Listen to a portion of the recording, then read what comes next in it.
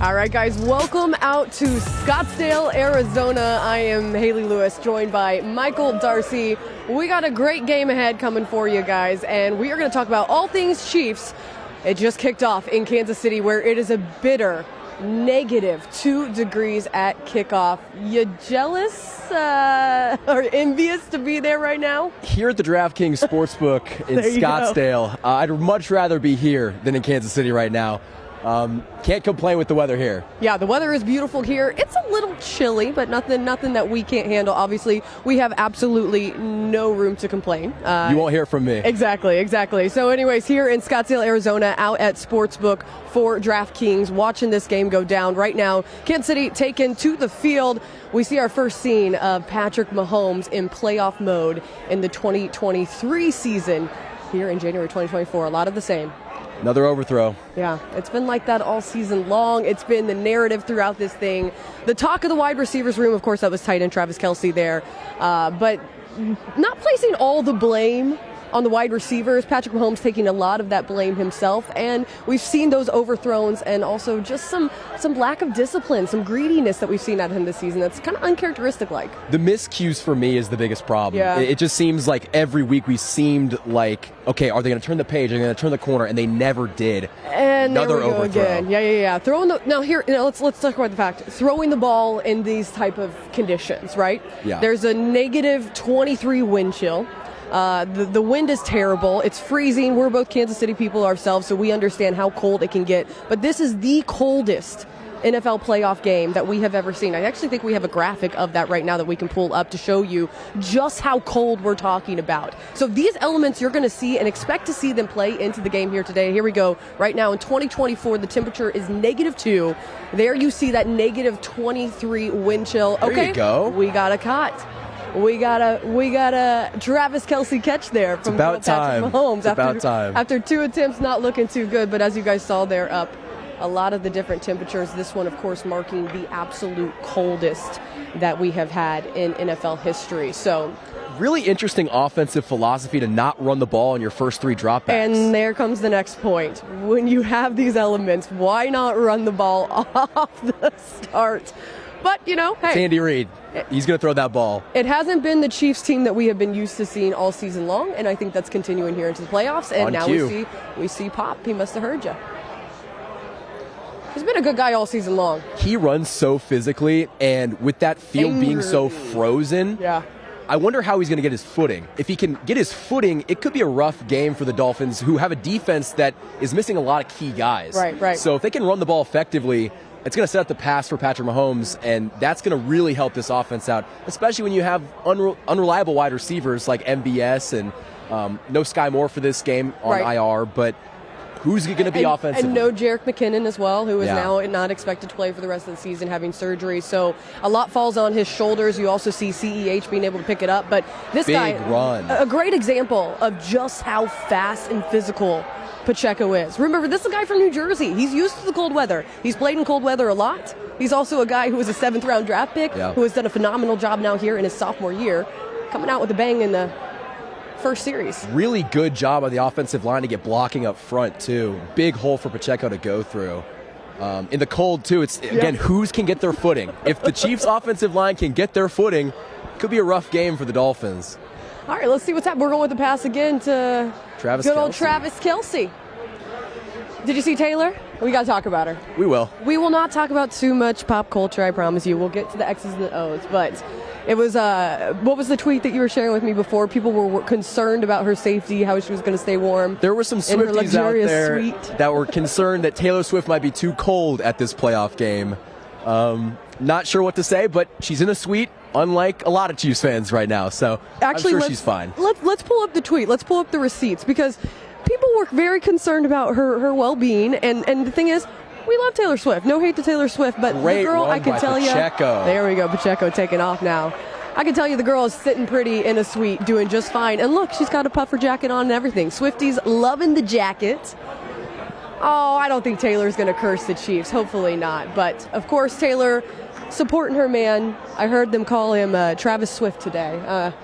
It's a little painful to hear that just because of everything that he's done in the space of the NFL, but also amazing to see her there supporting him. I'm sure she'll be just nice and warm and cozy. I know a lot of Chiefs fans get upset when we talk about it, but it's mixing two worlds. Two giant conglomerates like music and the NFL, and it's honestly great for both.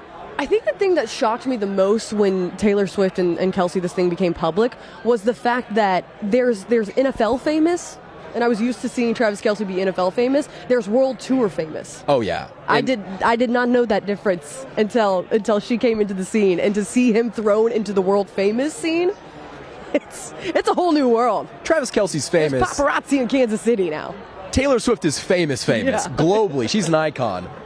All right, here we go. The Chiefs driving down the field, continuing here in enemy territory. There you go. Rice. Woo! Chiefs strike quick. That's exactly what they did back in Week 9 too. Okay, tell me more about that. In Week 9, the Chiefs offense actually went right down the field in Germany and scored. After that, it got kind of rough for the offense. They didn't score in the second half, but I think that right now, the Chiefs are doing whatever they want offensively. Wasn't it Rashee Rice that was it Rashee Rice who was the opening drive touchdown? I believe it might have been. I think it was actually, but either him or Jerick McKinnon, but I think it's Rashee Rice who was actually the opening drive touchdown the last time they played Miami, and here again. And honestly, I love the effortlessness that we saw from that offense. They marched down the field to score right there. And it's been a while since we've seen that, Michael. This is a great showing. The Chiefs cannot start slow. I'm surprised and shocked that they were throwing the ball and slinging around as much as they were in the elements today, but my gosh, Mahomes getting Rashee Rice the exact pass he needs to get in there. The Chiefs, of course, capitalizing on that right off the bat. Wow, 7-0. Well, in the pregame, too, we were talking about who is going to step up. Is it going to be Travis Kelce? Is it going to be Rashee Rice? Is it going to be MVS? On that first drive, it was Isaiah Pacheco, Rashee Rice, and Travis Kelce. Your three guys got it done, and that's why you're able to go down the field and score so quickly. Honestly, to see the confidence out of them, I'm a Chiefs fan through and through, but I was not expecting to see that type of offense come back. Absolutely not. Because we've been accustomed to this season just realizing that they win different ways, which is totally fine. But to see them come back and look almost like the Mahomes offense we've been seeing in the last couple of years, that makes me feel good about it. Because get ahead a couple touchdowns, and then, I mean, if it happens like they did last time in Germany, at least they can hold them off until the end. The question for me is going to be consistency. Can the Chiefs consistently go on offensive drives that are 4, 5, 6, 7, maybe even 8 or 9 minutes long? Because what we see a lot is the Chiefs will get in these zones where they'll score a couple touchdowns and then they'll go completely cold. And no pun intended, it's freezing. So can the Chiefs stay hot when it is so cold?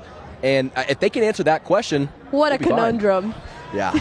Well, right now they are staying nice and warm in those icy conditions. You were talking about it, Michael. Let's actually look at how things went down in Germany when they last played. I believe that was November 5th, week 9. Yes. Was the last time that they played. So here it is, Miami Dolphins, Kansas City Chiefs. Now the Chiefs did hold Tua to under 200 yards. Just one touchdown. Of course, we saw Mozart with 12 carries, 85 yards, one touchdown. I believe, if I'm correct, Tyreek Hill was only held to 8 carries and 62 yards. On the other hand, Mahomes going only 185 yards, but it was people like Pacheco and people like Rashee Rice that were able, and the defense, of course, able to carry the Chiefs on. Pacheco gained 16 carries for 66 yards. What really strikes you about this? Really quickly, it's funny that we're looking at the stats because Tyreek Hill was their leading receiver, and our leading receiver was Noah Gray with 34 yards. You are correct. So already off to a good start. Do you expect to see Noah Gray on the field more today? I would hope so. Yeah. He's one of the guys that's really stepped up and established that he can catch the football. And in a year that has not been a given, I think you got to have him on the field, especially in this game. I think it adds to it. And hey, if they can continue what they were doing in that opening series, then we're going to have a lot to talk about here. The Chiefs hopefully coming back onto the field. And now we will see our first look of the Miami Dolphins and how they're going to do. Interesting offense for them. A lot of injuries, a lot of guys that were questionable.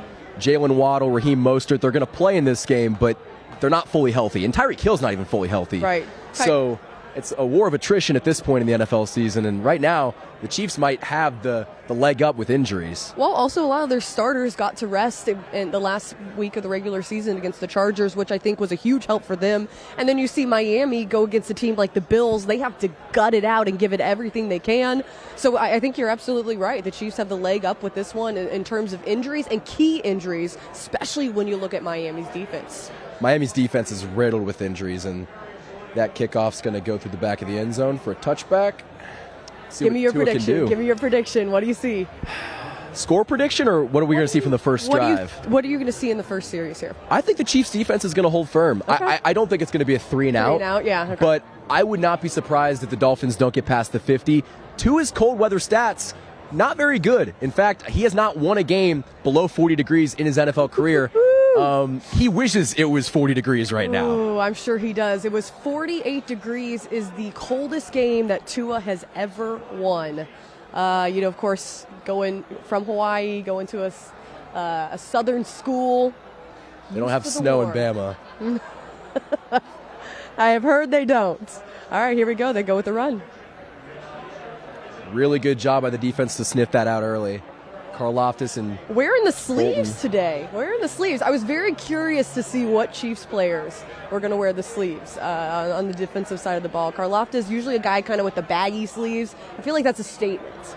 Yeah. The tight sleeves and the baggy sleeves are two different type of players. I remember playoff Frank Clark would go with the baggy sleeves, Yeah. and it worked out pretty well for him. The Shark the Clark, yeah, baggy sleeve guy. That's a very good start for the defense, who has been stout all season long, especially the Chiefs. Probably the best we've seen in the Patrick Mahomes era. And again, another great showing. Willie Gay right there when he needed to be. And again, we were talking about what the Dolphins were going to do offensively, and right away they go to the run. They're not even trusting Tua to drop back to pass right now. And would you, with it being so cold and him not really being acclimated to this weather right away?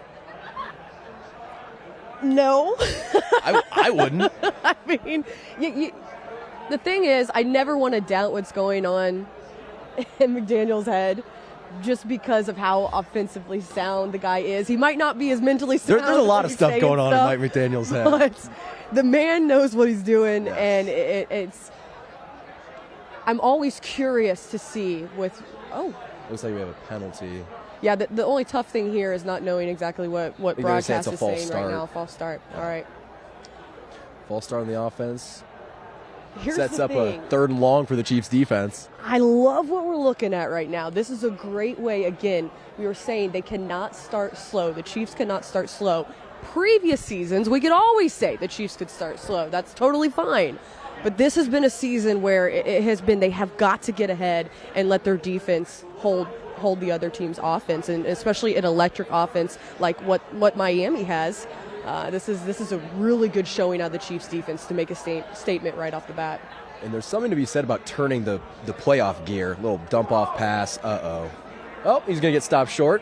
Really good first showing by the defense. All right, that is amazing to see for the Chiefs defense. And again, this is a defense that has been stout all season long. They've done a phenomenal job. We've continued to see this offense rely on their defense. And that's not something that we're used to saying in the Patrick Mahomes era. We're not used to saying that the Chiefs defense has to wait for that the Chiefs offense has to use the Chiefs defense to win the game, close out games for them. And we've continued to see it all season long, and here in the playoffs.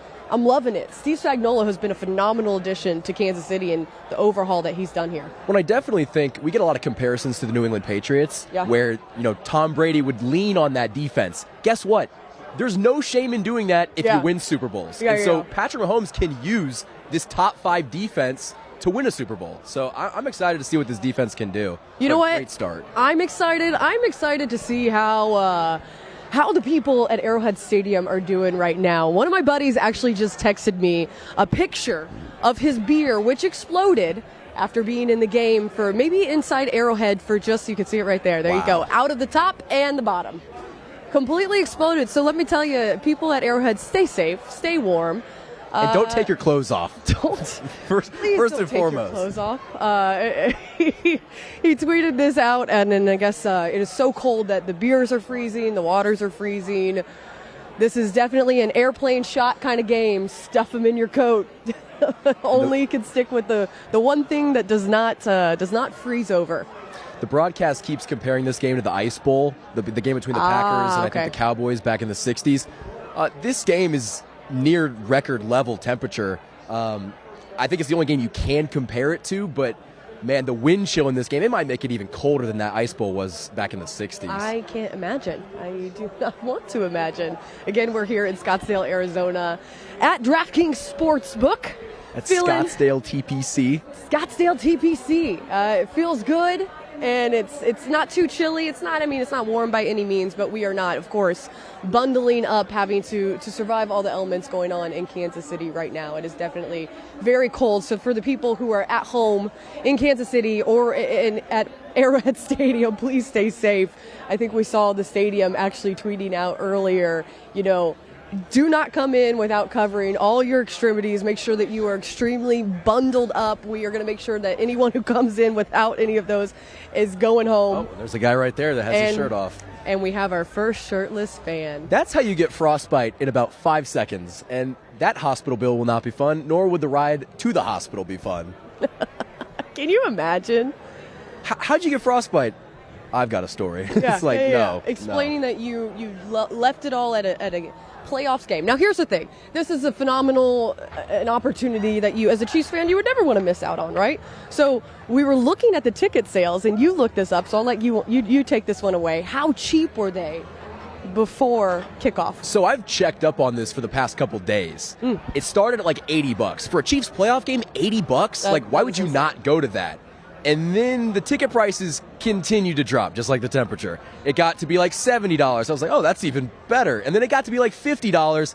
About an hour before kickoff, the tickets were $31. That's insane. That is the lowest ticket price ever since Mahomes has been the starting quarterback. The lowest ticket price ever in a playoff game. Tell you what, it also gives an opportunity for those fans that might not always get a chance to go and cheer on this team. And also, the diehards are the ones that are at Arrowhead right now. There are a lot of people tweeting out different pictures of the parking lots at Arrowhead Stadium, and it's very, very scarce. That's how you could probably describe it. It's not as many people there, but yet still the true Chiefs faithful were lined up before the gates open, 6 a.m. for a 7 p.m. kickoff, of course, Central Time in Kansas City, and it's crazy. Well, the offense is back on the field. Looks like Mahomes completed a pass to, I didn't catch who that was.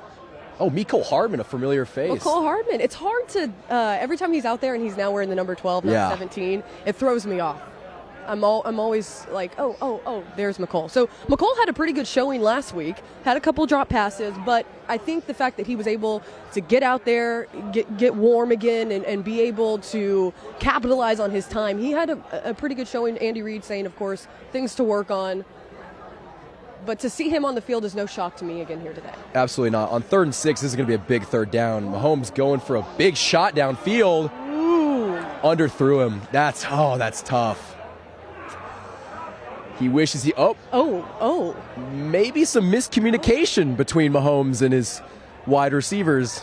Uh-oh. We've seen that a lot this season, though, And from Hardman, too. Seen a lot of frustration. Mahomes there signaling, of course. I think Mahomes saying, come back to the ball a little bit more.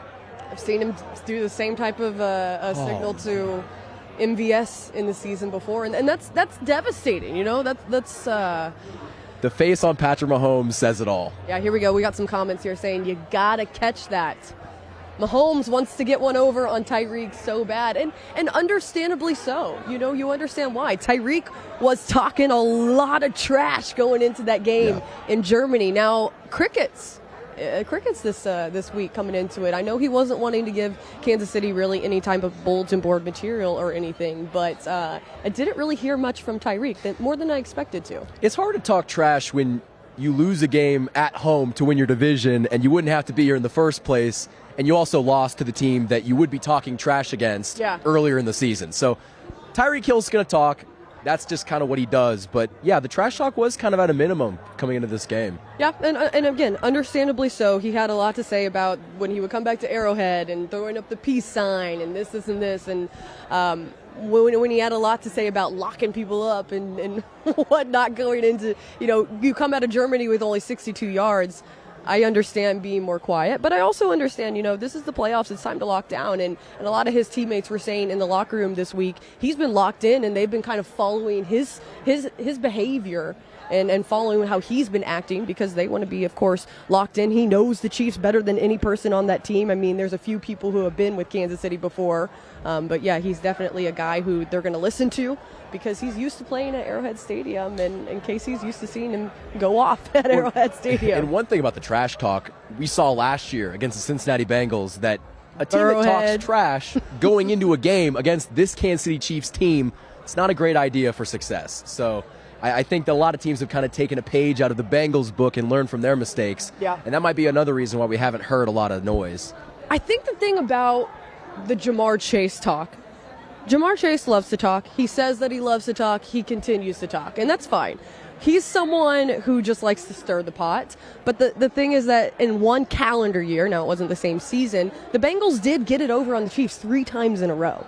So they had a lot to talk about, but I think when the Chiefs finally won in the court of public opinion and put it over for that AFC title game to, of course, shoot them on to win or go to the Super Bowl was kind of the silencer for all that. So, talk your talk. It's a part of football. Yeah. But I think it was smart of Tyreek to be a little more subtle going into Arrowhead.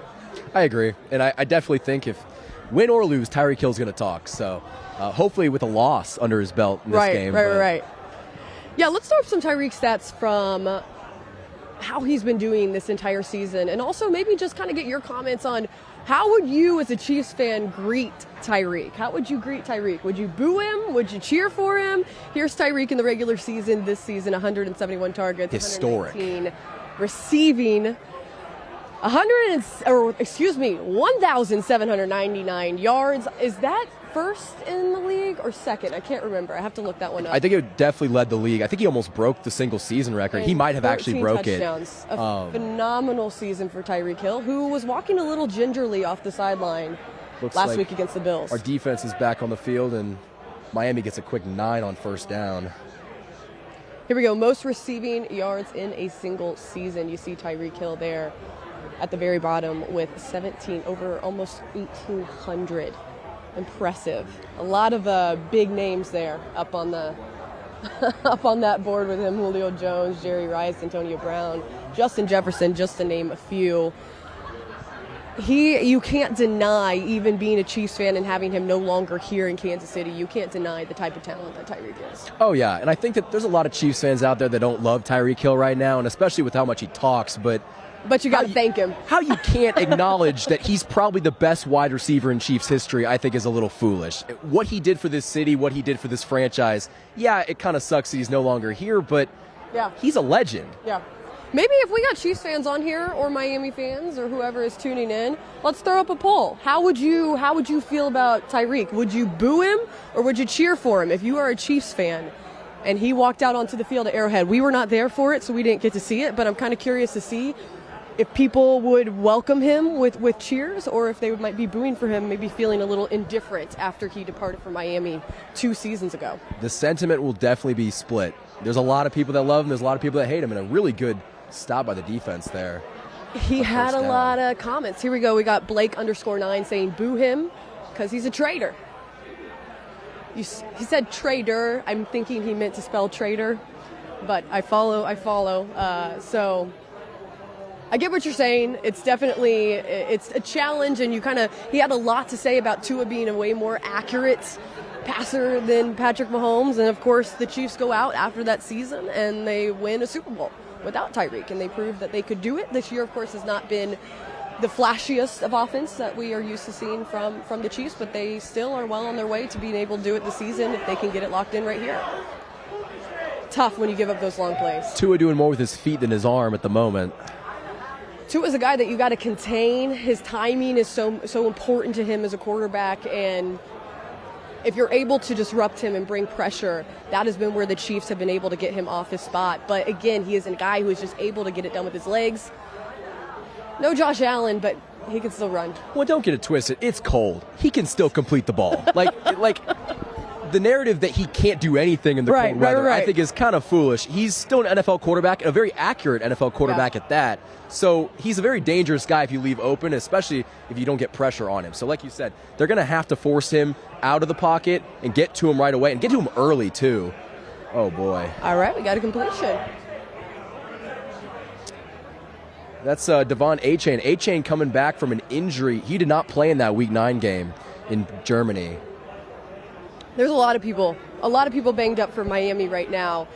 Waddle back, though. Tyreek Hill back. Mostert's back. Right, as well. And those were a couple of the names that we were iffy about, that were on the game day designations as questionable on Friday going into this, or excuse me, it would have been Thursday, because this is a Saturday game. I forget that we're... It throws me off, too. I know. Every time I forget that we're off a day by how game day designations come out. So a lot of questionable people for Miami, a lot of their personnel questionable, but... A lot of screen passes from Miami early. I think that might be the 4th or 5th screen pass, and we're in the first quarter. Expected, though?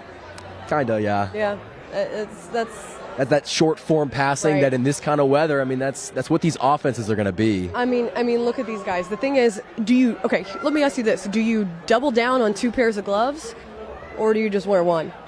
Because 2, I feel like if you double down on 2, we were listening to some of the guys in the locker room saying this, you can't even feel your own hands, so you don't really have an idea of where, like that. My counter to that is you can't feel your own hands regardless. So you might as well wear 2 pairs of gloves if it gives you any incentive to catch it. Looks like they're going to, I think that flag will be on the Dolphins. Bolton's pointing that it's going back. Yeah.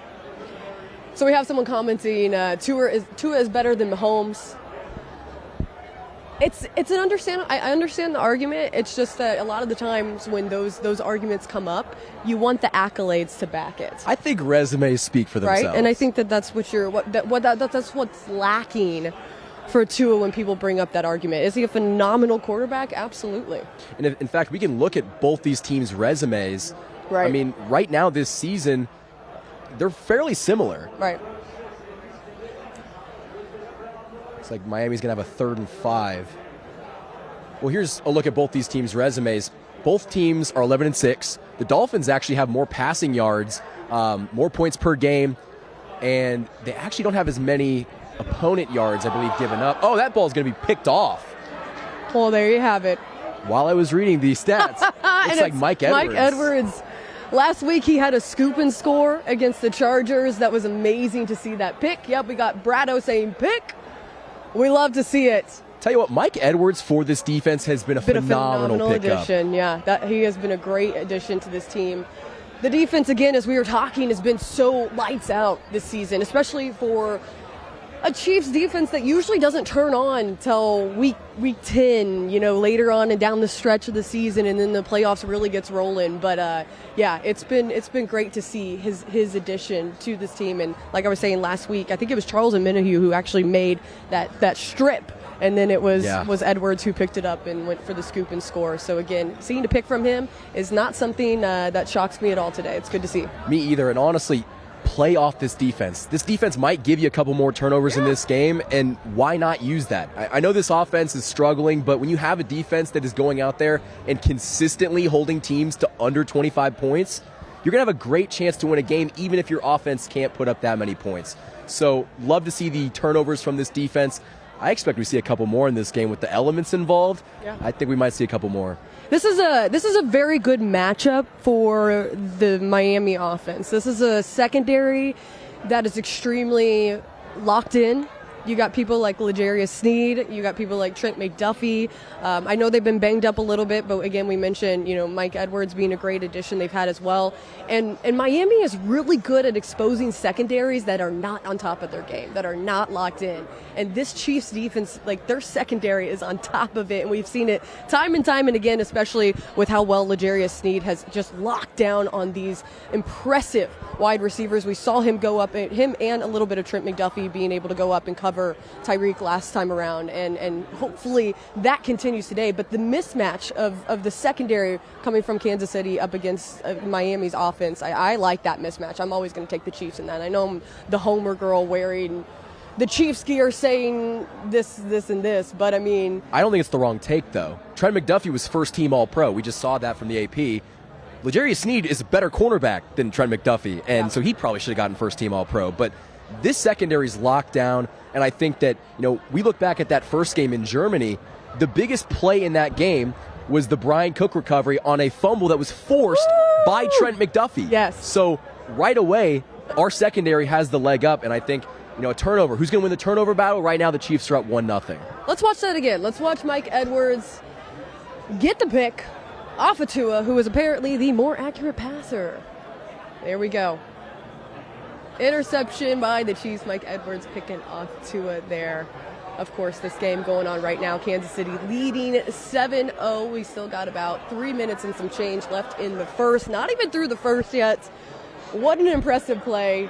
I think the cool thing, the play that you were talking about back in Germany when they had the scoop and score, and I believe it was Brian Cook who ran away with it. Every single person involved in that play was also involved in that play because of the trade of Tyreek Hill. A lot of contact on a throw by Mahomes. Rice did not corral it. Yeah, catch me up, Michael. Is that a former friend in Eli Apple that was on Rashee Rice? I couldn't tell.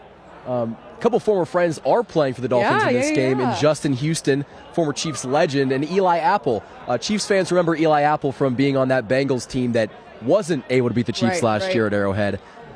Another guy that loves to talk.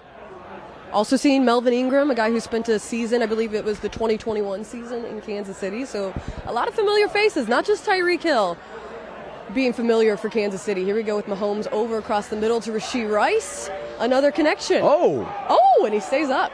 I'll tell you what, a lot of time for Mahomes to throw there. Yeah. And for these wide receivers that have problems getting open, he's going to need as much time as he can get to give these wide receivers a chance to get open against this Dolphins defense. Yeah, we got Keller J in here saying Rice is having a good game, and you're absolutely correct. Rice is going off in this one. He's had a phenomenal rookie season as well. I think that's something, a really big point of emphasis is that, yes, the wide receiver core as a whole, it's been a lot of drop passes. It's been the most drop passes in the entire league, but let's look at his regular season.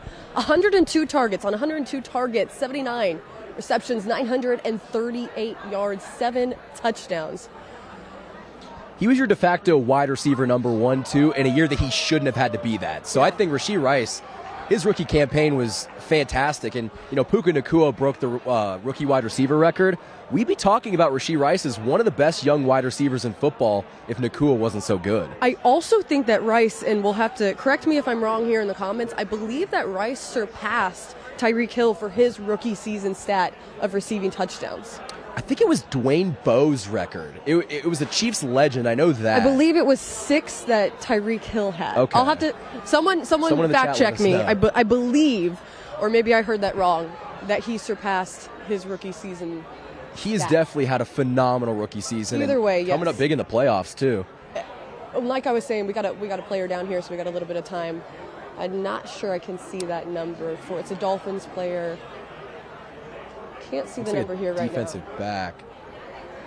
But as we were talking about, the storyline this entire season has been how painful it has been to watch the wide receivers, the drop passes over and over again. And the fact that Rashee Rice, although is lumped into that and had his own passes that have been dropped, he has had a phenomenal rookie season. He's been great production for this team. And to see him pop off here early on again, and especially in the elements and the weather, I think I'm going to say elements 50,000 times in this entire stream as we do this throughout the game.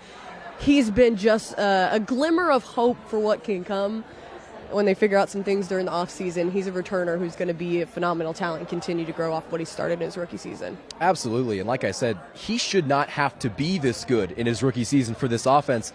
Andy Reid historically never lets a wide receiver in his rookie year break out. He had no choice this year, but I think Rashee Rice, given the fact that there was nobody else in front of him, he played really well, and he is a staple in this offense. Right. The wide receiver room is going to go through a lot this offseason. A lot of the guys that won the Super Bowl probably won't be back.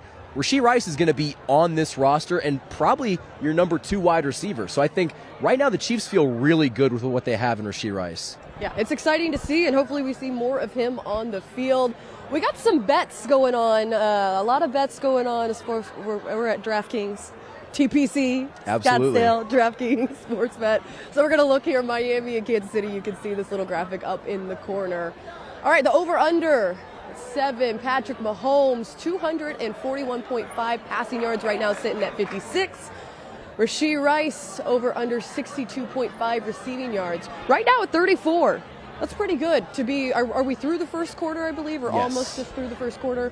Travis Kelce, over-under on 56.5 receiving yards. We should talk about the 16 that he missed to get 1,000 here in a second. Isaiah Pacheco, 68.5 rushing yards, already at 51.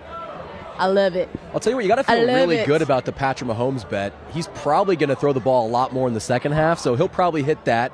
Rashee Rice has looked good. He's got half of his total. Pacheco's nearly hit his 61.5 yards that he needed rushing. I believe so. So far, the Chiefs' prop bets are looking kind of good.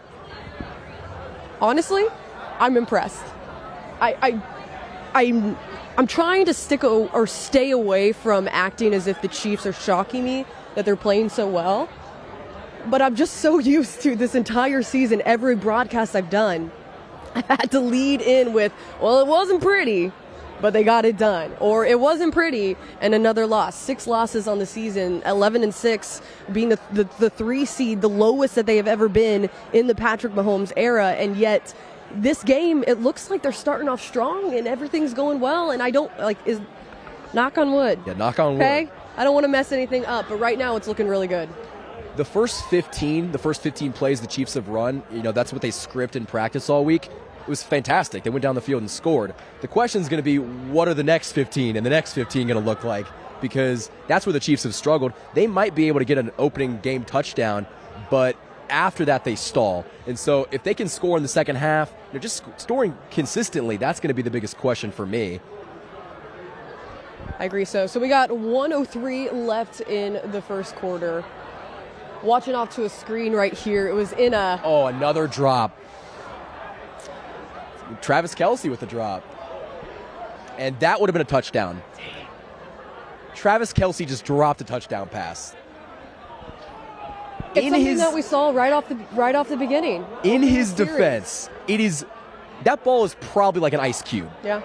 And I'd love to ask Chase Daniel that at the half, what that ball is probably like. That is a cool thing to look forward to. So right now we still got a little bit left in the first quarter. At the half, we're going to have Chase Daniels, a 14-year NFL veteran, also played in Kansas City for a little bit. Mizzou grad, if you're watching from the Missouri area, coming on here to talk about his thoughts on the first half here. Another pass to Rashee Rice. He shorted the first down. I believe they marked him short. Nah, he's marked just a little bit short here. So we got 44 left in the first. Do you go for this? Fourth and one? 4th and 1? Maybe 4th and inches, depending on the spot. Offense is staying out there. I would say, honestly, why not? Here's Mahomes quieting it down at Arrowhead Stadium. I would love to see a crowd shot, if they would show one, to see how many people are actually there. We were talking a little bit earlier saying that they were selling tickets out for only $31. That's the lowest they have ever sold tickets, while Patrick Mahomes has been a starter here. Mahomes now walking over. He calls a timeout. To the sideline after calling the first timeout for Kansas City. We'll have to see what happens here. More miscommunication. Yeah. Seemingly the same problems. Are the Chiefs going to try to challenge maybe the ruling? He needs to shake it off. I love that comment. He needs to shake it off. Shake it off. What's your favorite Taylor Swift song? I'm not going to lie, I don't really know You're many, putting me on the spot right now. Honestly, we'll go Love Story. Okay. Go Love Story. That's one of the 5 that I know. Hopeless Romantic. So, yes. There you go. There you go. I'm not going to lie. I don't know really many myself, but I love the people who keep bringing up the Karma is one of her songs, I believe. Yes. The Shake It Off. There's been a lot of memes where I'm like, okay, people are clever. Yes. The tweets have been tweeting, the memes have been going. The broadcasters have even been broadcasting. Yeah, there you go. Put it in there.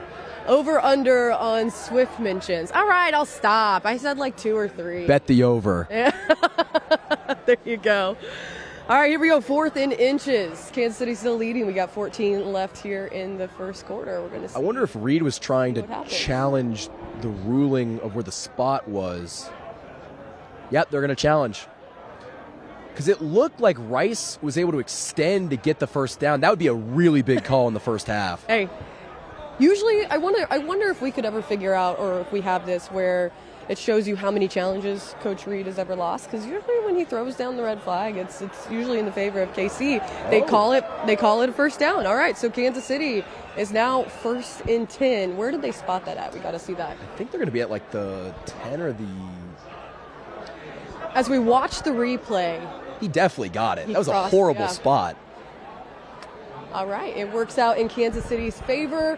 It is extremely cold in Kansas City right now. They were saying it was -21. It was the wind chill. -2 at kickoff. We got beers exploding because it is so cold. And we also have people going shirtless. The shirtless people have arrived. Now, we did say going into this one, GEHA Field at Arrowhead Stadium, which is where this is being played in Kansas City, they were highly encouraging people cover all of your extremities. This Dolphins fan is shirtless for the weather. Here he goes. That's not very Miami of him. Here's the thing. What are you trying to prove? He's super tough. He's super tough. You know what? Go off, man. He'll be even tougher with frostbite, too. All right, Dolphins fan going off for his team, which needs him right now to scream a little louder in the freezing, frigid cold. Shirtless. Let's see what the Chiefs do offensively here in the red zone. Yeah, usually they stall out. They have to settle for a field goal. All right. Oh, Pacheco takes the snap. A little Wildcat action there. Good run there as well. Again, I know we've been pounding it a lot, and honestly, he pounds the ground, so it kind of goes well here perfectly. He runs so angry. It's like he's stomping his feet, running out the door because his mom told him he couldn't stay up and play another game. You know, it's like, but you love to see the kid, and you love to see how he does. And I hate to call him a kid. I know he's an adult, but it's just like, he's such a fun player to watch as a fan. And just the physicality that he has. You can't but enjoy or smile as you see how aggressive. It takes multiple guys to get him down, too. It's not like one guy can bring him down in the open field. It's like 3 or 4 guys that have to rally to the football to take him down. Right. Definitely. It seems like that will be the end of the first. They're running out the first now. All right, we move on to the second quarter. Kansas City leading 7-0 in frigid temperatures. The Chiefs defense getting it done in the first time they were on the field, looking good. Tell you what, great first quarter if you're a Chiefs fan. Hey, Chiefs opening drive ending with a Rashee Rice touchdown. Mahomes looking much more like himself, not perfect, but much more like himself. Of course, we saw a little overthrow to Travis Kelce and another drop by Travis Kelce that would have led to a touchdown, but they challenge it. They get the first down. The Chiefs in great position right now. What are your initial thoughts? Honestly, I think the Chiefs are going to have to punch that in. If they can go up 14-0 at home, it's going to be very hard for the Dolphins to come back from that. Obviously, it's possible. We saw it in Germany. They almost did. 21-0, right? Yeah. So hopefully they can consistently score, but the Chiefs are on the doorstep right now of scoring another touchdown. And if they can take a 14-0 lead, that's going to be very good for this defense that, they're good when they're behind. They're good when they're playing with a lead. They're good all the time. But give them a 14-point lead to work with, and I think we'll have a really good chance to win this game.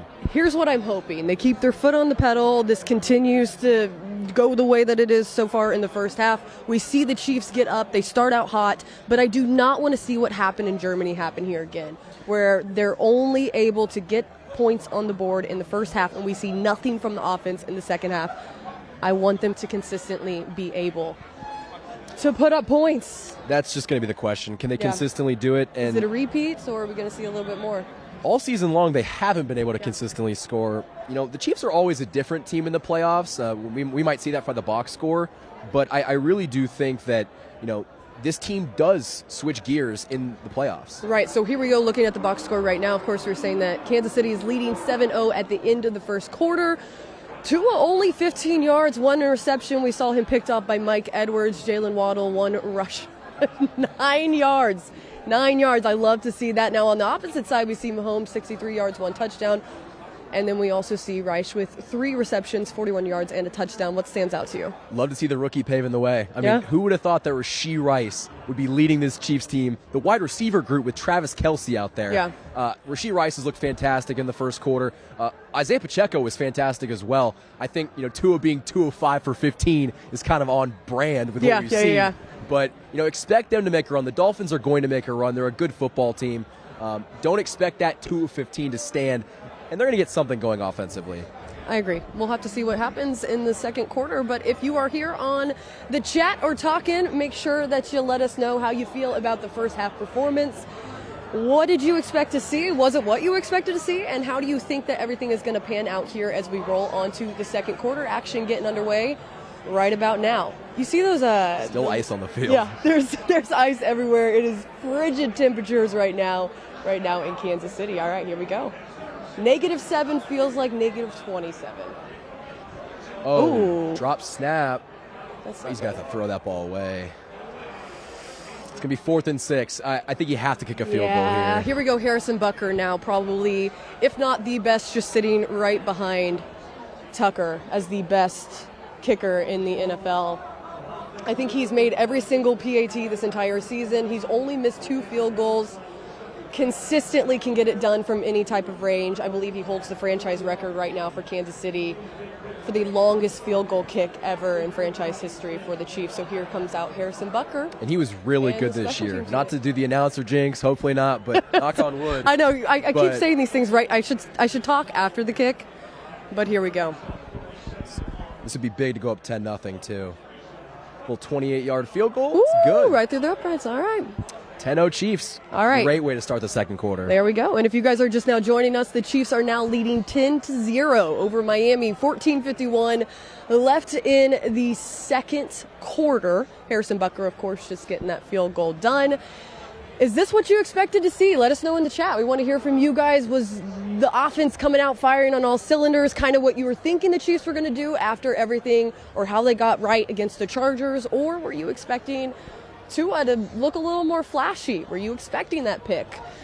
I don't know about you, but I wasn't expecting the Chiefs to open with a score. I was definitely not perfectly fine understanding that the Chiefs were going to be playing from behind in this one, as they have been in so many situations this entire season long. I thought they'd be playing from behind, and I also didn't think the Dolphins would be so pass happy in the first quarter. Like, what? Tua is obviously going to struggle in this weather, like any quarterback will. That botched snap by Patrick Mahomes was probably because that football is ice cold. But the reason that the Dolphins might have really bad offensive metrics right now is because they are throwing the ball when you should be running the football if you're Miami. They said that you should require to put on roofs. Required roofs should be a part of an NFL stadium. I'm sure that's been the conversation in Buffalo as they just moved their game. Now Buffalo is going to be playing on Monday, so we have 2 games here. Of course, on Saturday, the earlier game wrapping up. Houston will now be moving on to face the 1 seed. They will be playing Baltimore. The winner of this game. Really bad kickoff. That ball's going to land at the 20. I don't think that was designed. Again, that football is frozen. It is. It's a brick. And also, you got to think about it. Harrison Butker is trying to get a running start, plant, and kick off. When the ground being that frozen, you just got to think that that's going to have a major impact on, kick length. We have someone coming in here saying that 10-0 as we go into the second quarter. They think it's going to be 20-0 Chiefs as we go into the second half. I hope that you are correct. We will have to see how things roll on here, as that was an interesting one. We see Tyreek Hill coming onto the field. Let's see if we see the Tyreek we're used to seeing in Kansas City or the Tyreek we saw across the pond in Germany. Miami does get pretty good field position to open the drive. Tua's going to take it himself. All right, again, connection with Hill. Little bootleg again. The short passes for Miami. That's what it's going to be all game long. So can the Chiefs defense adjust to that?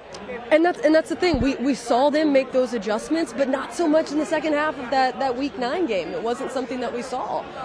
Definitely, it's hard to contain Hill, as we know, and you triple team him, it's still hard to contain him. That's something that we loved as Chiefs fans when he was playing for Kansas City. So we'll see if they can make those adjustments. It wasn't something that we unfortunately saw in Germany. Maybe we see it here. I'll tell you what, though, I do trust the Chiefs' defensive backs against Tyreek Hill. Like, Tyreek Hill is fantastic, and he's going to get his own. A deep ball. It's going to be caught by Hill. And just as I say that. There you have it. There's a flag on the play, though. Okay, there's a flag. Let's hope, as I am crawling down. Trent McDuffie got absolutely taken advantage of there. That was tough to watch. What's the flag though? This is all right. The flag is important, but here, it's on the defense. It's on Kansas City. All right, so Tyreek Hill getting his touchdown for his homecoming in Kansas City. Welcome home. This is a tough play to watch. All right, so Tyreek Hill, of course, makes the catch. Then he's McDuffie just got beat from the jump. Exactly, and then he's just able to maneuver around. He can't make the. That's the thing about Tyreek. He's able to extend plays. He's able to create them out of nothing. And as we see here today, Tyreek being Tyreek, in a place that he's done it many times. And now it is just a 3-point game. Miami on the board. Just like that. It's tough to see, our corners get beat deep in this weather. You got to think that, the field might have something to do with that. But McDuffie just got beat from the jump. And, I think he ended up getting a holding call also. Didn't matter. They declined it. But Tyreek Hill looking good so far. As we were just talking about the secondary being so good against Tyreek, you trust the secondary against Tyreek Hill. But then you see Tyreek do what he's able to do. I still trust our defense. I know that, it doesn't look great right now based on what we just saw, but I still have trust that this defense, which was top 5 in 2023, I think they're going to get done. I think that's the best way to say it, is the fact that Tyreek is always going to be Tyreek. He's going to continue to do what he does. There's only so many times that you can stop those explosive plays. And even defensive coordinator Steve Spagnuolo was saying that this week for the Chiefs. He's like, we have to shut down those explosive plays, and Tyreek is a huge part of that, but he's able, 8 times out of 10, maybe you can stop him, but he's always going to continue to find ways to just elude the defense, and we see it right there. That's why he is the exceptional talent that he is. We can take a look at that touchdown as well. It was tough to watch, but at the same time, you knew that Tyreek Hill was going to get his in this game. Maybe didn't think it was going to happen like that, but yeah, Tyreek just does what Tyreek Hill does, and missed tackle there, but yeah, that's really bad coverage. I think McDuffie just got beat from the jump, and you can get beat once, you can't get beat twice. What was I didn't see it. You were over here or closer to the TV. The flag was initially on. I think they got it on McDuffie. Was it on Trent? Okay. And then of course they got him with a little. I think he tried holding right there. Yeah. Either way, it didn't matter, but I was hoping for something else. Me too. I was hoping it'd be called back. With those kind of things, it's like an offsides or someone was ineligible. Right. And you'd be able to see that one brought back, but unfortunately not. The homecoming that I'm sure he was wanting, but there you go. Tyreek Hill getting his touchdown against the Kansas City Chiefs. And he's been phenomenal all season long. We had his stats up there earlier. He's had one heck of a year. Hill has continued to be the leader in the league, and he's, if not the best, one of the best receivers in the NFL, especially in the past 6 seasons. And thankfully, Kansas City has been a part, as you see up here right now, a part of that journey as well on 171 targets. 1,799 yards over the regular season. Once the postseason wraps up, hopefully from Miami here tonight. Absolutely. We'll see what that total is. We'll throw those 2 lump sums together. But 13 touchdowns during the regular season. Impressive stats. We see him now back on the sideline, giving his fist bumps to everyone, and we will see the Chiefs come back onto the field. Mahomes with another chance. A lot of people bundled up with blankets, trying to survive this one. Kansas City, if she you're does there. not look like she is having a good time right now. People look pretty miserable right now. It definitely looks pretty cold. We got face masks on, as I understand. It's chilly, and that is an understatement. I was going to say, that's an understatement. And it looks like the ball fell over on the kickoff. They're going to have to do that again. So there is wind. There's a really big wind chill right now. That wind chill making it feel like negative 23 right now. Definitely not what you want to hear if you are the kicker for a team, but also, this is something to expect. I'm sure they've been practicing for this all week. My question is, Kansas City can just walk outside and practice in it. How has Miami been getting ready? You can't really simulate that kind of cold. Bring in a snow machine. Really, realistically, how do you prepare your team to get ready for this cold of a team? You can't even practice in a freezer. It's too warm. Like you have to. You can't simulate that kind of cold. Another flag. I think the flag was on the kick return or the kickoff. Should be on Miami, I believe. Here we go. Block in the back. Gotcha. On our. Is it block in the back on Kansas City? Yep. Chris Jones. Oh, wait. No.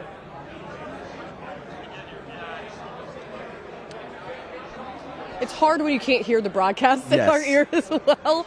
So I'm trying to see from a blocking the back on C. Jones. That's okay. Let's see what the Chiefs do here offensively. All right, Mahomes back on the field. Again, they drop back to pass. Mahomes hits Kelsey. There you go. Big throw and catch. There you go. So we were talking about this earlier. Kelsey not getting the 16 yards that he needed to get another 1,000-yard receiving season. That would have been his 8th straight 1,000-yard receiving game, and unfortunately he was unable to get that done. He sat out the last regular season game against the Chargers. He said it just didn't feel right. He also said that on his podcast with his brother.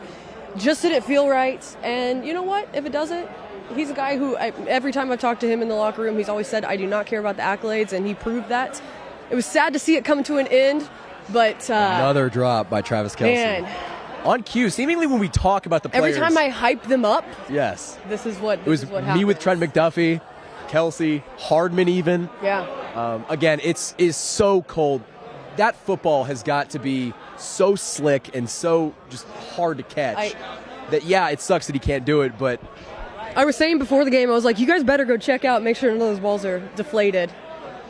Don't be letting Miami pull a Brady here. Make it a little easier. We don't need any more scandals. It is frigid temperatures in Kansas City right now, and of course that's going to factor into this one. We see Kelsey have a great reception, then followed by a drop on the very next play. Here we go, Rashee Rice with another reception.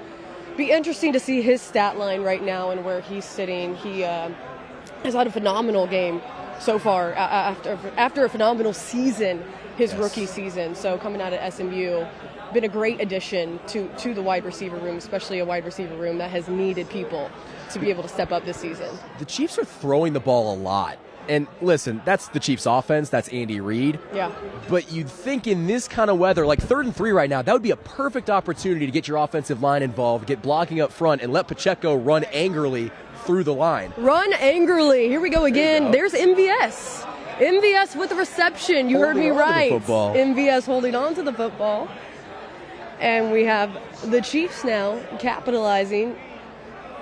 Gosh, those are the third downs, too, that you're going to have to capitalize on. Absolutely. As they showed a panorama of Arrowhead Stadium, I have spent many a years and seasons covering the Kansas City Chiefs and having to be on that sideline myself, and it is freezing. The coldest game I was ever at was the AFC title game last year when they beat the Bengals, and I was so cold after doing my on-field hit when I actually walked inside to go into the locker room and to go to the pressers trying to get a couple of interviews. I ran inside and I was so cold I passed out in the hallway. Oh, wow. On my way to the interview room because just the blood all rushed back. It was that freezing. And that was even warmer than it is on the field right now, so I can't imagine. I think the coldest game that I've worked at Arrowhead was that Seahawks game earlier that season. It was the Christmas Eve game. Yep. I've never enjoyed an experience less in my life. It was you went there, you got your job done, and you left. And this is even colder than that game was. Yeah, it's definitely brutal, but the Chiefs fans are surviving. In fact, do we have a tweet about the cold by chance? Oh yeah, let's throw it up. How are people doing? How are people doing right now in Kansas City? All right, here we go. Insane. Fridges in Arrowhead are being used to make sure drinks do not freeze. It's keeping them warm. Wow, that is insane. Crazy. We saw a beer exploding earlier. We see now a water being left inside the cooler to keep it warm enough so it does not freeze. Man. That's something. That's something. So 3rd and 1, it looks like the Chiefs are Patrick Mahomes is in shotgun. They are going to fake the handoff, and Mecole's in the backfield. All right, McCole, come on. It's okay. The story of McCole Hardman came to Kansas City, his rookie season, did pretty good. That's when we had Sammy Watkins. That's when you had McCole Hardman. You had Tyreek Hill. I'm trying to think of the other people. It was this dynamic, like 5 wide receivers who were just so electric and so quick. And I remember the addition of him was just phenomenal in the beginning, and then it just almost seemed like he couldn't keep up with the depths of the playbook that Andy Reid had. He had all the athletic ability, but maybe not so much. It looks like the offense is going to go for this. The knowledge of the playbook. All right, here we go. Fourth and four. Fourth and four. All right. Mahomes drops back. Oh, he should just take that himself, and he's going to get it. Oh, I always just... Oh, he's got room to go. Get out of bounds. There you go. There you go. Really big time run by Patrick Mahomes. You know, I always say Patrick Mahomes is one step faster than every other defensive back in the NFL. Proved it right there.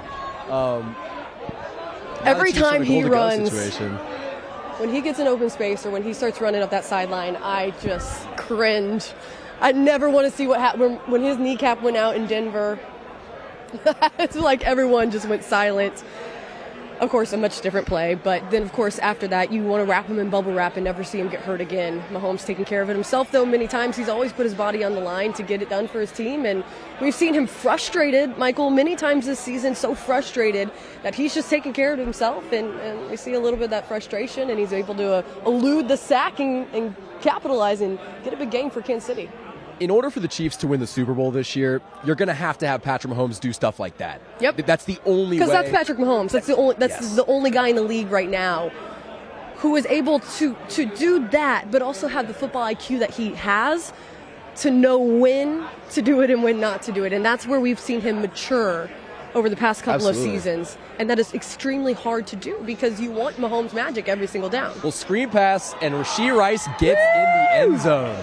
All right, Rashee Rice for the second time today, finding the end zone, and Kansas City going up, putting 6 on the board. So now we are 16-7. Hopefully, Harrison Butker coming out. I'm just not even going to talk about it. Let's just see it happen first. Oh, they're going to get a block in the back on the Chiefs. And that's going to take that touchdown away. Well, led you wrong. Everything I said. Jawan Taylor on it, too. Oh, boy. Well, that's the storyline all season long, isn't it? Jawan Taylor at the beginning of the year was getting every call left and right. It was almost like an NFL memo went out about Taylor, and the refs were after him the entire season. And then it's just they just 17 said penalties in 2023, the most in any season, or excuse me, the most in a season by any player since 2015. All right, we got someone coming in here saying weak call on the block in the back. They're picking on Jawan Taylor. I can agree with you on that. And that takes the Chiefs from the 10 to the 20, and it's 2nd and goal. And it takes Rashee Rice out of the end zone. Unfortunate to see. All right, here we go. Patrick Mahomes pump fake here. Steps back. Got plenty of time in the pocket. Oh, Did he get in? Don't know.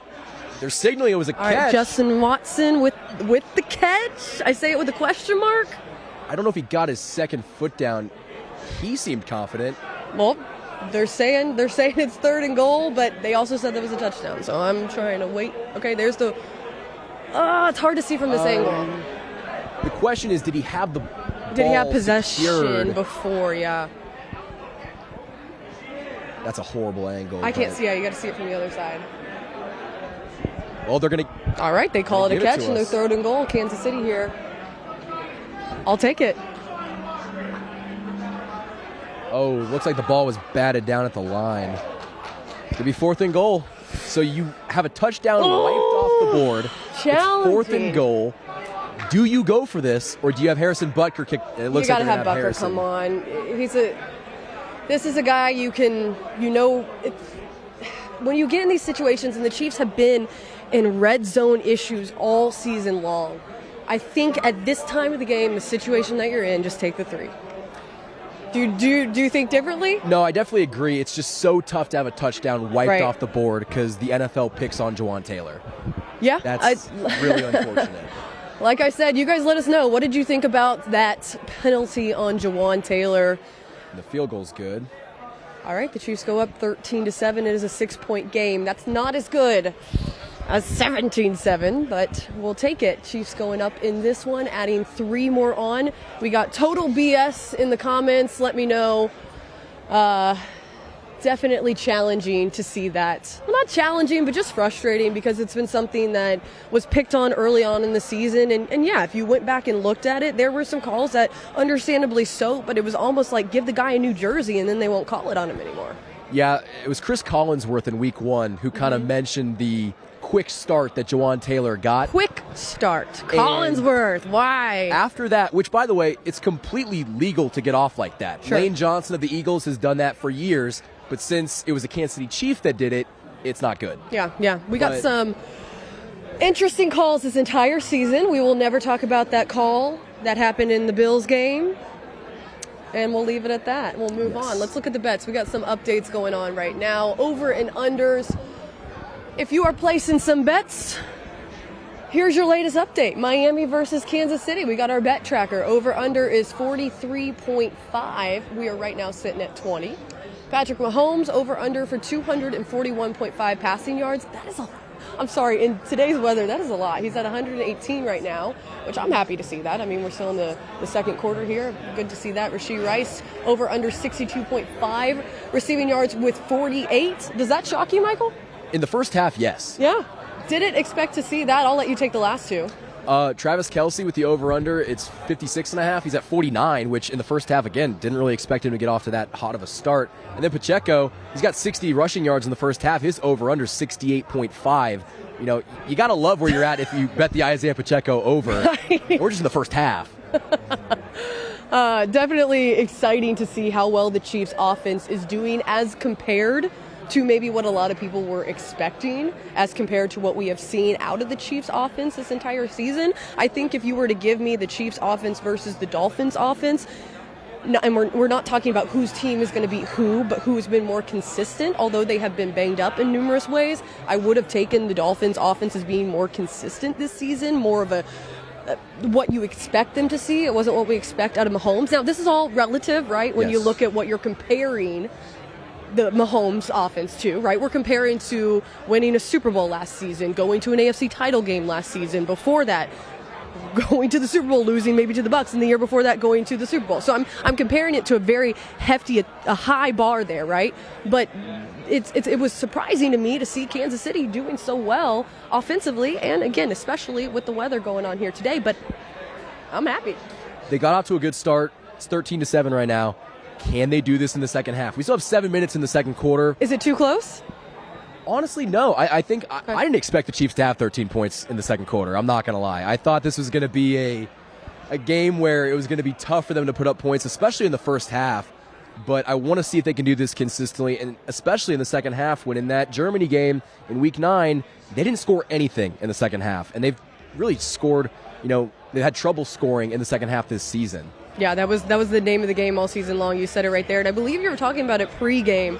There's a certain number that if Kansas City will just get over the hump of 25, is that what you were saying? 25 is the number. Right, that they are able to more than likely win a game. So that's been a challenge all season long, is making sure that the Chiefs can put up enough points, because every season before this, it was, hey, Kansas City gets behind, 13 seconds, that's all they need. Not the storyline this season. It's a lot different, but, all great teams find different ways to win, and this year it's the defense, and there's no problem with that. And I know that people are sick of hearing the word dynasty, and I'm not by any means saying that the Chiefs are at that caliber yet, but if they are well on their way, you have to find different ways to win. We saw lulls with the Patriots, and this might just be a lull that the Kansas City Chiefs take. And if your lull is winning 8 straight division titles and being able to make the playoffs yet again, going 11-6 on the season, I'll take it. I mean, the postseason resume for the Kansas City Chiefs speaks for itself. Patrick Mahomes has never not at least made it to the AFC title game, which is so impressive. And he's never played a road playoff game, which, we might see. We might see. That's definitely something. But I think a big part of that, and the reason that the Kansas City Chiefs are doing so well, is because of the defense that we see right here. Being able to stop explosive offenses like the Miami Dolphins. So here we have Kansas City with Mahomes as a starter. They've had 5 AFC West titles, championship appearances. They have made 3 since Mahomes took over as a starter. Remember, he was drafted in 2017, but of course, Alex Smith was still the starter that season. He only got in, I believe, for 1 appearance and then became the starter in 2018. I think it was in Denver as well, if I remember correctly. It was in Denver. Points per game, 28.8. That's kind of okay. So over the average, that kind of strikes me as a little low. This season took it down but a I lot. think that's what I'm starting to think. Yes. And opposing points per game, 24.4. I think that one definitely makes sense for me. So here we go, Kansas City Chiefs. Since Patrick Mahomes took over as a starter, it's been pretty good to be a Kansas City fan. A lot of the storylines this season, I'm sure you've heard them, national storylines, people saying it's like the privileged kid with a silver spoon in their hand complaining, or silver spoon in their mouth, complaining about how life is not good enough and blah, blah, blah. The Chiefs are, just amazing every single second. It's been pretty darn good in Kansas City. Absolutely. But I also will counter with, when you win, like the Kansas City Chiefs have expected. won, there's an expectation Absolutely, to win. understandable. And especially in a year where Patrick Mahomes has played good football and his wide receivers have let him down. And when you have a defense that has been top 5, Kansas Cityans are just begging for quality pass catchers, because if the Chiefs had like one guy that could catch the football consistently at the wide receiver position, they would be head and shoulders over everybody else in the AFC. I think you nailed it on the head right there. Just one guy able to get some of those drop passes off of the stat line for Kansas City. For those of you who are just now joining us, it is 13-7 in the second quarter. We have about 4:50 left before the half. Kansas City leading 13-7 over Miami. People asking where we are from. We are from Kansas City, but we are here in Scottsdale, Arizona. We are at DraftKings Sportsbook here broadcasting live. We got a full audience behind us. I can't tell really if they're Chiefs or Miami people because they're cheering at different times. Maybe There's a lot of who they Chiefs bet it fans for. out here representing at the DraftKings Sportsbook. So at the half, we're going to have people from both sides. Both sides get to talk to us. Chase Daniels, coming former NFL veteran for 14 years in the NFL. He also played for Kansas City. He's going to join us here join us on via Zoom, I believe, to talk about what he thinks in the first half. And also we're going to have a guy from the other side. And TD Finns. TD Finns, the Miami Dolphins' biggest fan through and through. That conversation will be fun. I'm going to let you lead the way. that conversation will be very fun. But hopefully the Chiefs go into the half with the lead, because I think he will be a little bit quieter if the Chiefs are winning at half. Yeah. We'll have to see how things pan out. But yes, we are out in Scottsdale. I believe, let me check my phone. What is the temperature out here? It's by no means anywhere close to what it is. It is right now 52 and clear. That's a little chilly, but dare I even say that, because people will scream at me if I say that. Because when I left Kansas City this morning, it was 1 degree. They had to de-ice the plane wings. So. Same. Yeah, it was I might be, I got an update from my flight about getting back home tomorrow to Kansas City, and I am not sure if I'm going to make that flight, but if I have to stay out here in Scottsdale a little bit longer, I'm not going to be upset about that. Absolutely. Beautiful environment, great hosting site here at the DraftKings.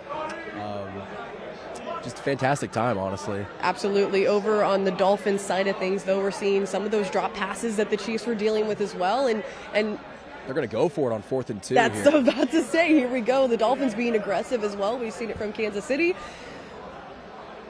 Might as well. Down by 6 with a little bit left before halftime. Stay aggressive in this one. And that ball is batted down. Big stop by the Chiefs defense there on 4th down. Again, Kansas City. Trent McDuffie there with batting redemption down the pass. for Trent McDuffie. A little redemption after getting, what would we call that? Handled? Let's say that. Yes. Keep it the PC way. Absolutely. Getting handled by Tyreek Hill earlier on in that one, being able to get a touchdown on the board. I think outclassed might be the best word. word. He definitely got outclassed. For the Dolphins. But here we go. Tyreek showing some frustration coming off the field. Of course, L'Jarius Sneed and Trent McDuffie celebrating after that one. Understandably so. Now we see Patrick Mahomes. Yeah, Patrick Mahomes getting another opportunity before the half. He finds his right-handed man.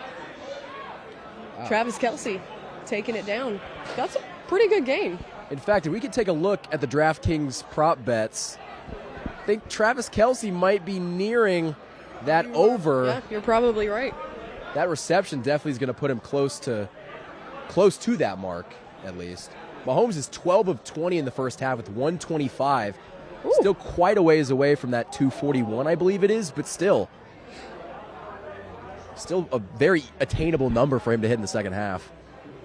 Like I said, a lot of those betting lines, the over and unders, I was very surprised to see just how quickly, as you can see, I'm right there in the corner, just how quickly, there you go, Travis Kelce, he's just shy, 1.5 yards shy of that bet. Isaiah Pacheco, 68.5 over under rushing yards. He's at 61 right now. Patrick Mahomes, a little over halfway for that 241.5 passing yards. As you guys can see, we are here at DraftKings Sportsbook in Scottsdale, Arizona. It's a breezy 52 degrees. I'll tell you what, though, if you betted the over on all of those, you're sitting pretty, except for the point total right now. Yeah.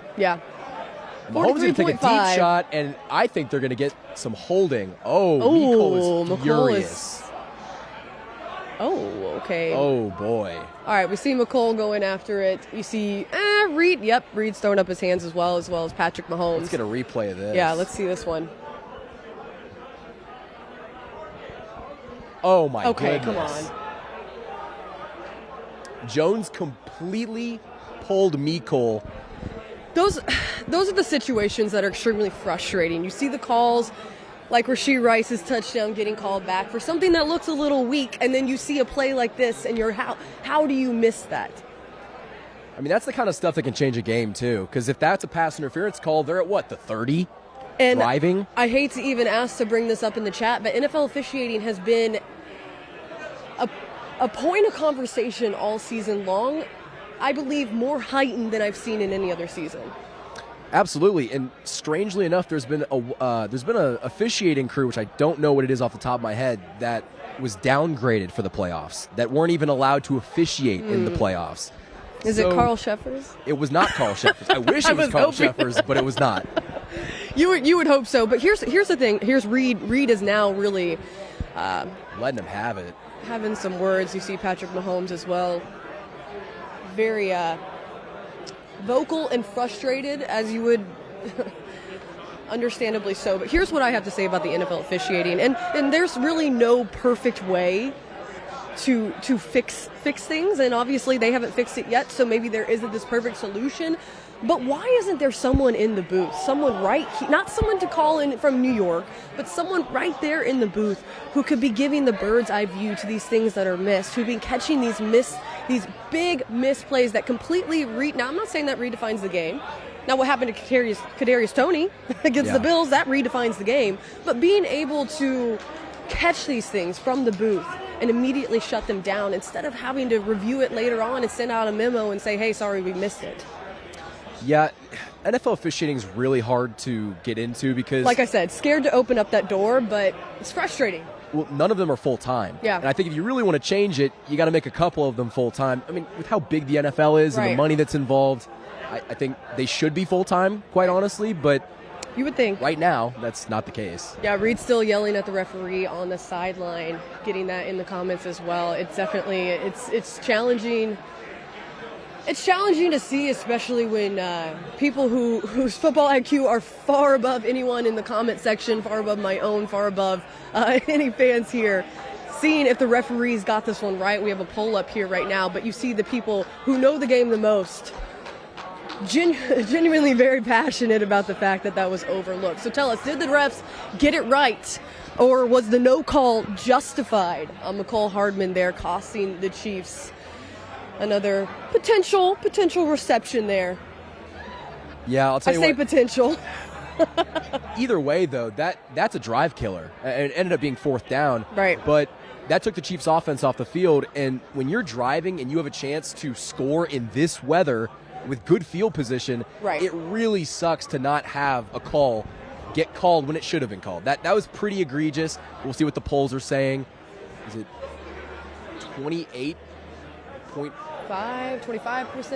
We'll see if the refs got it right or not. Also, throw in the Rashee Rice play on that one as well. That's a touchdown that would have been a great addition to the Chiefs' score. Of course, is called back. We're talking what? They'd be up 17-7, and then they'd be driving to score maybe 24 in the first half. Definitely frustrating to see those things. So we got that up right now. Did the officiating get it right or not? Chiefs wide receivers have no hands whatsoever. I mean, that's why I said potential catch. It was a missed call and a potential catch. We have seen McColl catch plenty of balls and do a phenomenal job. It's maybe not so much their season. That's the best way to, I guess that's the nicest way to really say it. But yeah, people saying clear pass interference. I'll tell you what, though. They want the Finns to win. The wide receivers have been bad this year, but in this Right. game, I don't really have too many complaints. Obviously, we have a full half to play. Knock on wood. Your, I'm going to do that real there quick. you go. Don't, knock don't on be, wood. Don't be cursing things over here, but I agree with you. But they haven't played bad. And you're going to mention the drops, Travis Kelce, Right. Meek Cole, even Rashee Rice. That ball is so incredibly cold. And can you blame them for not catching the ball every single time when Andy Reid's the one calling the plays?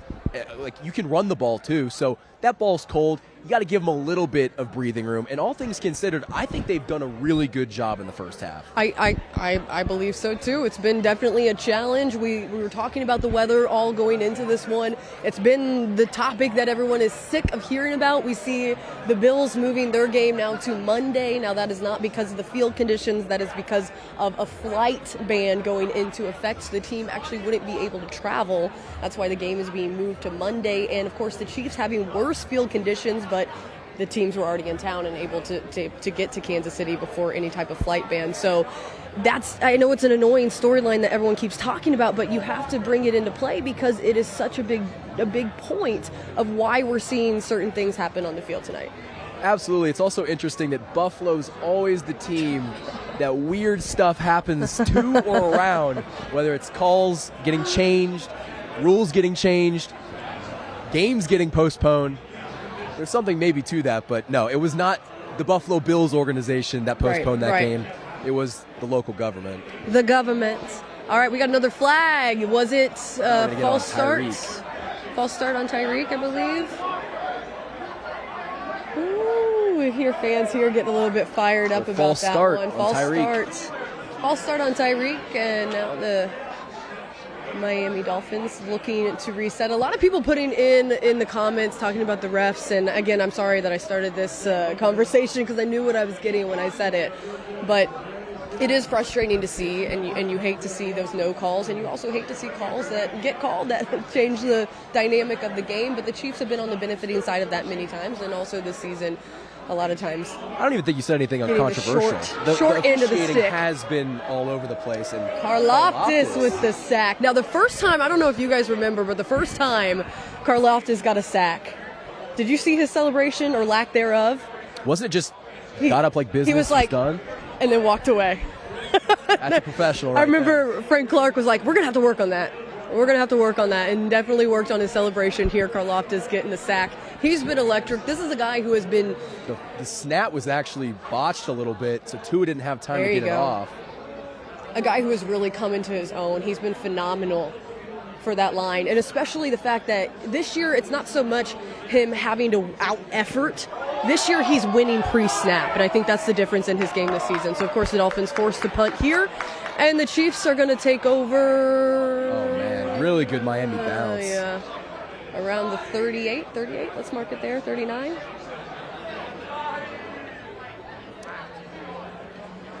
But yeah, maybe people watching. Let us know where you're watching. Are you home, safe, inside, in the warm? Inside and with the heat on. Are you outside in the cold? I would not assume so if you were watching us. But let us know where you're watching from and your location. I was going to say what area too. Yeah. We got Chiefs fans and even Dolphins fans all over the country and even internationally too. We do. So tell us where you're watching from. Of course, we are watching from Scottsdale, Arizona. At halftime, we're going to check in with Chase Daniels of NFL Network. That's going to be a good interview. We also got a Finns fan coming on to talk about the Dolphins. I'm sure he'll have a lot of insight. Mahomes here with plenty of time in the pocket. We got a flag. Looks like Kelsey's happy, so I think that's going to be maybe some illegal contact. Let's see here. Again, tough for us guys as we're trying to listen to the broadcast at the same time. So we got holding on Miami, and of course we saw Travis Kelce. Pretty sure of that after missing that catch. Really happy with the blocking from the offensive line too. He had all day to throw that. And that's another thing. That was a banged up unit. Last week we saw Joe Tooney on the outside. The offensive line being very versatile. You know, that's Andy Reid's baby, right? You know, he's always been an O-line kind of guy, and seeing a very versatile player on the O-line is his mojo. So being able to see them shift around when they have injuries, they have come with full protection here today. Oh my gosh, I was hoping I did not just say that before something bad. You're going to have to get that ball away. Pocket kind of collapsed there, but before they've been giving him ample amounts of time, which has been good to see out of the O-line, who's been a little banged up this season. And on the previous play, Rashee Rice actually had a catch, so I was wondering if we could see the DraftKings prop bets. Rashee Rice has got to be getting close to that number. I think the number to beat was 68.5 for Luke Krager saying it's colder where I live than Arrowhead. Please tell me where you live. I would, in a non-creepy way. Tell us where you live. Tell us your address. I highly doubt that it is colder. Minnesota by way of St. Louis, Missouri, baby. Okay. All right. We got someone out. And it looks like Jawan Taylor, again, is going to get called for a false start. We got people from they might get it on California Creed, watching. Nope, they're gonna get it on Jawan Taylor. All right, another false start on Jawan Taylor. We got a tweet here we're going to pull up. Good old Andy Reid tweet. I'm wondering if this is Andy Reid getting in the faces of the referees. We'll have to. Oh, it is. All right, frozen mustache. Andy Reid can officially report that he has a frozen mustache. Andy Reid is probably one of my favorite characters to interview. He is. He's such a nice guy, but he's a man of few words. But when he says something, it is usually to the point or hilarious. Big time catch by Rice, and he's gonna go. All right. Again, Rice showing up. He's been electric this game. I think Rashee Rice might have just hit his over. Let's look at the bets. Let's pull them up. I think if I'm a betting man, I think Rashee Rice just hit the over in the first half. Great to see from him. This is a great throw by Patrick Mahomes. Great anticipation. Hits a cutting Rashee Rice. And Rice, a guy coming out of college, didn't have, speed that was really worth talking about, but he's a really quick guy. He has turned out to be so much better than I thought he was going to be. And Rashee Rice has smashed the over with 92 receiving yards in the first half. All right, 92 receiving yards for Rashee Rice, the rookie. Again, coming up big for Kansas City. Coming out of SMU, I think there were questions. He had a few drop passes in college. That was going to be a question, and I know that those happened early on, but he has also been just the glimmer of hope in that room. And although he is a rookie, we've seen him step up into a leadership role, be a voice in that room, and that's tough to do as a young guy, kind of finding that dynamic of where you fit into that role. I mean, he can clearly back up the talk he's probably been given with what he's been able to do here on the field. We see another. Is that to Pacheco? Pacheco got dropped with behind the reception. The line. I'll tell you what, though, Rice performing like this in the postseason for his first playoff game. It's a lot of pressure. Really good to see, too. Like, you need somebody to step up, and there's some guys in this league that when the lights are the brightest, they don't perform at the highest level. But Rashee Rice, in his first half of football in the postseason, he's got 92 receiving yards and a touchdown. Someone from Nebraska watching, saying -13 here in Nebraska. Woo! Not envious of that. That's without wind chill. Okay, crazy. Big Mac 85 saying Rashee Rice is going crazy. We agree with you. He has been doing a phenomenal job. Rice is the guy today that's coming from Jaksula. I butchered that, man. I'm so sorry if that's not how you pronounce your screen name, but I'm trying my best. We're trying, guys. Some of the names are very difficult to pronounce. But you guys are right. It is definitely freezing. 91 degrees in Nigeria. All right, I'll take it. In Nigeria. That sounds great. Sounds great right about now. I'd love to know what the time difference is also in Nigeria. Can be. Well, right now the Chiefs are leading 13-7. We got 26 seconds left in the second half right before they go into halftime. We'll have to see if the Chiefs can get something done. 3rd and 7 here. Mahomes dropping back. A good amount of time, but throws it into the ground. Get something. Just got to get something. I mean, it sucks that you can't convert that into a touchdown, but if you can walk away with 3 points here. Here comes Harrison Butker. Let's see. It's something. All right. And you go by more than a score. I'll take that. After getting a touchdown called back, we will take it. Harrison Butker, one of the most accurate guys in the entire league. He has been phenomenal for Kansas City. He has not missed a PAT this entire season, only missed 2 field goals on the entire season. Doing a great job. He's been honestly the best version of Harrison Butker that we've seen. I mean, let me knock on wood really quick. I know, right? Right before the kick, I was a little nervous for you. He got it. He got it. All right, there we go. Got it. There we go. Chiefs putting on 3 more with 18 left in the half. To your point, though, you go ahead and finish that one, saying about how Harrison Butker has been lights out. He's been the best version of Harrison Butker, and he's already been one of the best kickers in the league. I think he's been the most accurate kicker in the league this year. I think he has the highest made field goal percentage. He went through a lot of injury last season, week 1 in Arizona, on the field that notoriously injured a ton of NFL players. He got hurt in that week 1 game and then dealt with the adversity of that injury, overcoming it, not being able to use his plant foot, all these different things. It was a challenge for him to come back, and he was able to do so by the end of last season. And then during the offseason, he said what he really focused in on was making sure that he would never be prone to injury again in that same way. And we've seen him be lights out this season. You nailed it right there, being the most efficient that we've seen him.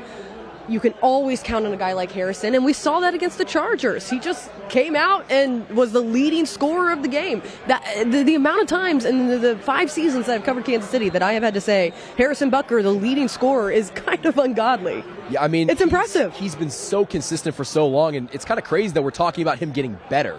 Right. Continuing to get better and find ways to help out his team. Now we have here Miami trying to get something done with 14 seconds left in the half. Here comes Tua. We'll see what they can do with it. I believe they get the ball in the second half to start off with as well. I don't. I think our offense started with the ball, drove down the field and scored. And it's been a minute since the start of the game. Had to think about where we were at. We got 14 left in the half before we get things rolling. At the half, we're going to have 2 interviews, one from the Chiefs side and, of course, one from the Miami side, hearing how everyone is feeling about things going on over here. Juwan Taylor costing the Chiefs 4 points. It's tough. We'll leave it there. Tua all day. All right, to Tua throw. going with the deep shot. It is in connection. They tackle him inbound. Okay, they tackled him inbounds, and McDaniel's going to call a timeout. I don't know where that puts them on the field. I don't think they're close enough for a field goal, especially in this weather. But, I mean, any kick is going to be rough. The wind right now, that's the thing that's factoring into this, is it is so cold. And if you've ever been to Arrowhead Stadium, the wind inside Arrowhead Stadium is horrid. It is freezing. It's frigid, and it is also just like this little wind tunnel because of where it sits outside of the city. A little wind bowl that they have developed. It is extremely hard conditions to play in if you are not used to it. Yards for a field goal. Tua's just got to throw that ball away. Yeah, chucks it away. They got 2 seconds left. I think they'll. Oh, they flag it. Is it?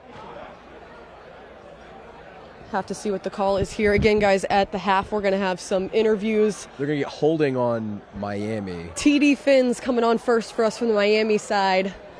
Michael, I'm going to have you lead the way on that interview. Navigate that one. Sounds good.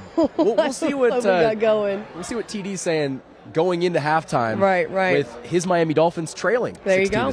So. And then we got Chase Daniels, of course, coming on, a former NFL quarterback, going to talk with us about the Kansas City aspect in this one. How he thinks they fared so far in this one, 16-7 with 2 left in the half before we take a little bit of a break, or before they take a little bit of a break.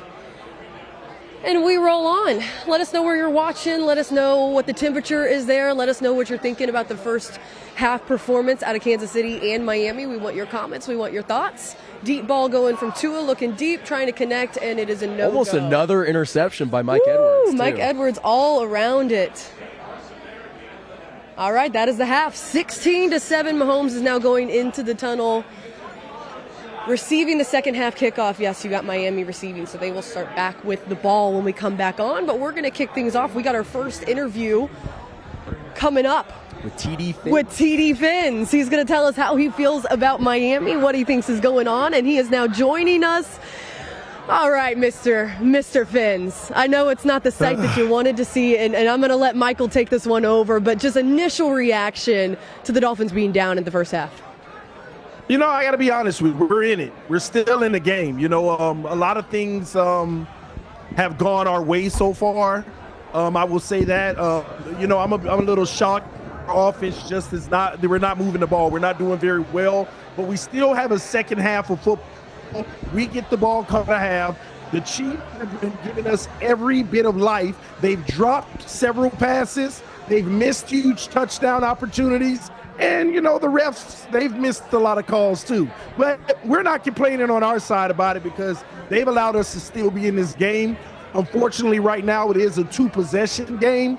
Tua's going to have to lift this offense. At the end of the day, we cannot afford to be stagnant repeatedly in this offense. We have to go into halftime, make some halftime adjustments, get this ball moving, because there's times where we're moving on the positive side of the field, and then the mistakes start. The crowd showed up in Kansas City shockingly. In -7-degree weather, they still showed up. They've been loud. We've had a few communication issues, but at the end of the day, that's just one half of football. Kansas City hasn't played their best ball. To be honest with you, they play the same way they played all season, a little iffy.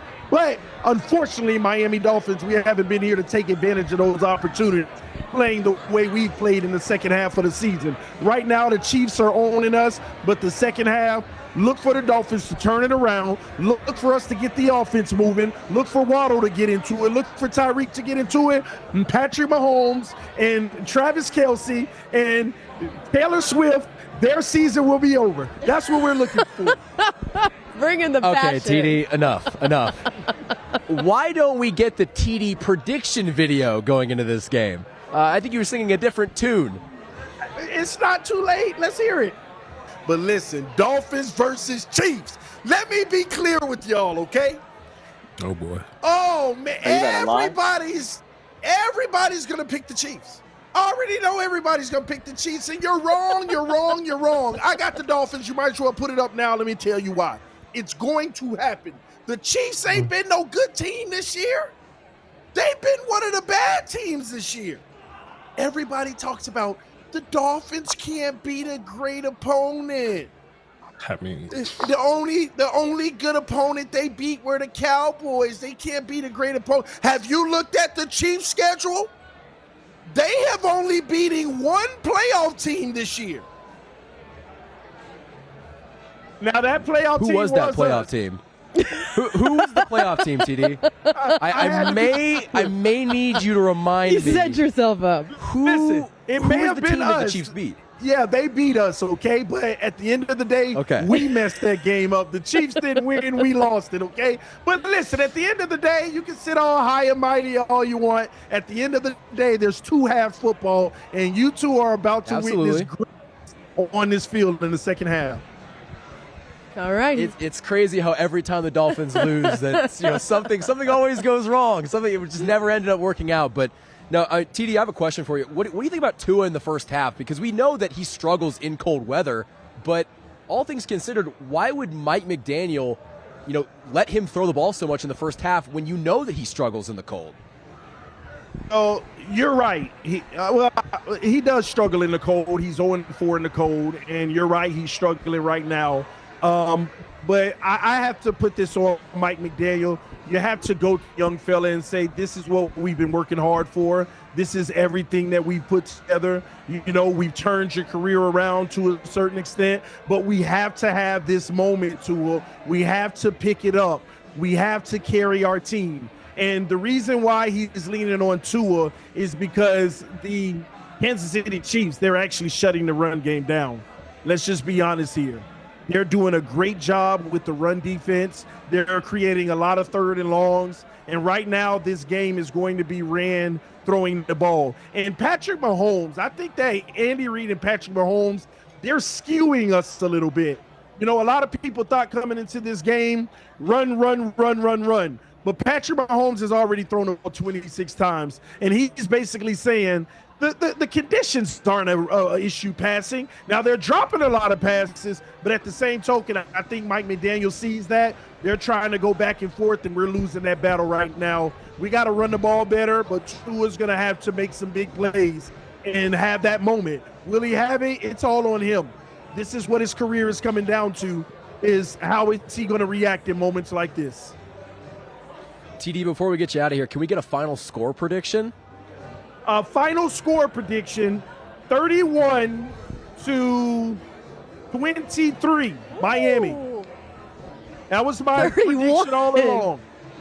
That was my prediction they all got a along. lot of points to make up. 3 touchdowns and a field goal in the second half. The Chiefs will get one more in garbage time. Quite a score prediction. Quite a score right. prediction. You heard it here first on Well, Bleacher TD Report, ladies and gentlemen. Standing by it. I'll take it. I think it's time we now check in with the other side. We got some Chiefs personnel we're going to check in with. TD, appreciate you. Thanks for joining. Always love the spirited takes that you have. Now we got Chase Daniels joining us.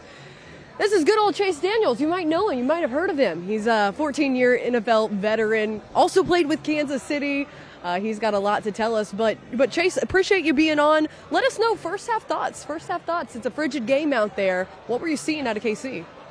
Sub-zero temps, man. It is wild to me how much of a difference that the weather is making right now. Look, I would be remiss not to tell you guys, like, playing in weather, any type of weather other than 70 and sunny as a quarterback, it absolutely sucks. It's awful. It's horrible. You don't want to do it. And when the weather is -6 degrees to start the game and you're a quarterback, it affects you. And that's the main thing I'm seeing right now, is that the weather is really affecting Tua. It's not affecting Patrick Mahomes, playoff Mahomes at all, or that Kansas City Chiefs offense. A couple drops by Kelsey. Rashee Rice is the difference maker in the first half for me. But what I'm seeing is not only from Tua, but from that entire offense, Mike McDaniel, the play calling, everything that they're doing right now, it is short, intermediate screens. Even the one touchdown pass to Tyreek, it was well underthrown. Tyreek just came back, made an amazing catch. So that's the biggest story for me, is that the weather is really affecting the Dolphins, not so much the Chiefs right now. And that's been, you've got it right. The storyline all week long leading into this one has been how much Miami's going to be affected by this. Now, I got to ask you, Chase, what's the coldest game that you can ever remember playing in yourself? Do you remember losing, feeling in your fingers, anything like that?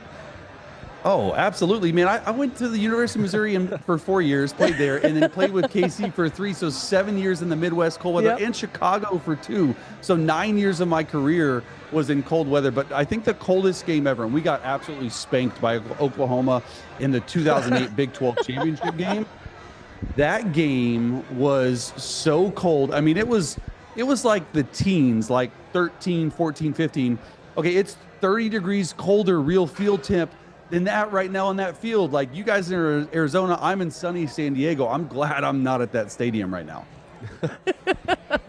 Tell me about Rashee Rice, a rookie season for him, first playoff game. I mean, you know it yourself, being on that field for the first time ever, especially in that playoff environment. Of course, at Arrowhead, it's got to be a little bit better for him being with his home crowd, but the type of game that he's been able to come out and have, lights out in the first quarter. And again, we almost saw a second quarter a touchdown from him as well, unfortunately called back. But what have you seen from Rashee so far in this one? Yeah, he's been the difference maker. He's been, without a doubt, the entire year, the most reliable Chiefs receiver. Still a problem with drops. They picked him up, and they really liked him. I've heard nothing but great things about him, and it just looks right now, sometimes in playoffs, right? You just got to get into the tournament. Sometimes it looks like it can be too big for rookies. You didn't see that earlier today in the earlier game with C.J. Stroud. He balled out, and you're seeing the same thing right now. When Patrick Mahomes needs a play, it's either Travis Kelce or it's Rashee Rice, and that is a really good thing for Rashee Rice fans, for Rashee Rice in general. If you can get the trust of Patrick Mahomes going forward, like, it's a really good deal. He's making enough plays right now to get the trust of Mahomes. Can I go really quick? Yeah, Michael, chime in here. Chase, with the Chiefs leading at half, does the offensive game plan go from passing the ball a lot to maybe running the ball, or do you still have Patrick Mahomes throw it 25 times in the second quarter or second half? Yeah, I mean, I think that you just have to see how the game goes. That's a good question. Sometimes with coaches, you can get a little bit not as aggressive. I don't see that with Andy Reid at all. I love the way Isaiah Pacheco's running the football right now. I think he's an excellent back. I think he runs really difficult and hard, and it's hard to bring down. But what I'm seeing right now is the Chiefs' offensive line, they're winning the line of scrimmage against a really good front, really banged up front. I mean, they got Justin Houston playing on the other side of the ball. That's how hurt they are. They just signed him this week. So the Chiefs offensive line is doing an excellent job hanging out and really giving Mahomes a lot of time to throw. And you see Mahomes just back there patting the ball 3, 4, 5 times, and it's working for them. And they're getting open, and they're going through the intermediate routes, the quick routes, and the deep routes. So I think that they're going to come out firing in the second half, because that was one thing Andy always said, hey, we're not complacent. We're not going to sit back and not throw the ball down the field. Chase, there's been some controversy calls in this one. I don't want to trip you up on giving too much of an opinion on them, but I don't know if you saw, we were looking back at a little video, Reed getting very passionate with the refs, and his mustache is also frozen. We can see from the TV it's completely frozen as he gets in his face. You know Reed a lot more closer than we do. When he gets that passionate, he's usually right? Yeah, look, Andy is known around league circles as one not to really push back on officiating. Now, he did it early this year with Patrick. They both got fined a lot of money, and I think that was more for frustration from receiver drops. Now, however, I think Andy was right getting that way. And yeah, it's sort of hard to take him serious with the frozen mustache, which is going viral on the internet right now. I think it's amazing. But yeah, look, officiating crews, the way they do it in the postseason is they award the highest graded officials these games, okay? And so these officials are the best of the best that we have. Sometimes they can be an all-star crew in the AFC Championship game or the NFC Championship game. I think they're doing their best. Look, at the end of the day, they're cold too, so it could be messing with their mind. It can be messing with how they see things. All that matters.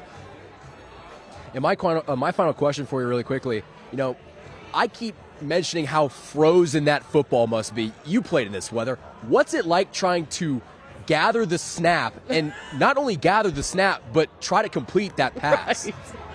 Yeah, I mean, it sucks. It sucks. It does, because the ball is inflated, like overly inflated. It's hard as a rock, and not only is it hard as a rock, but it's very slick. And so that's why you see Tua. He has a glove on his offhand. I'd be interested to see when we start the second half if he actually puts the glove on his other hand to do it. But it is very hard. Every detail matters. Every single thing matters, from the snap to the throw to everything. You just got to make sure you get that. Even the handoffs to the backs, you see Tua's flipping the ball a little bit. So that just tells me that Tua's really worried about it a little bit.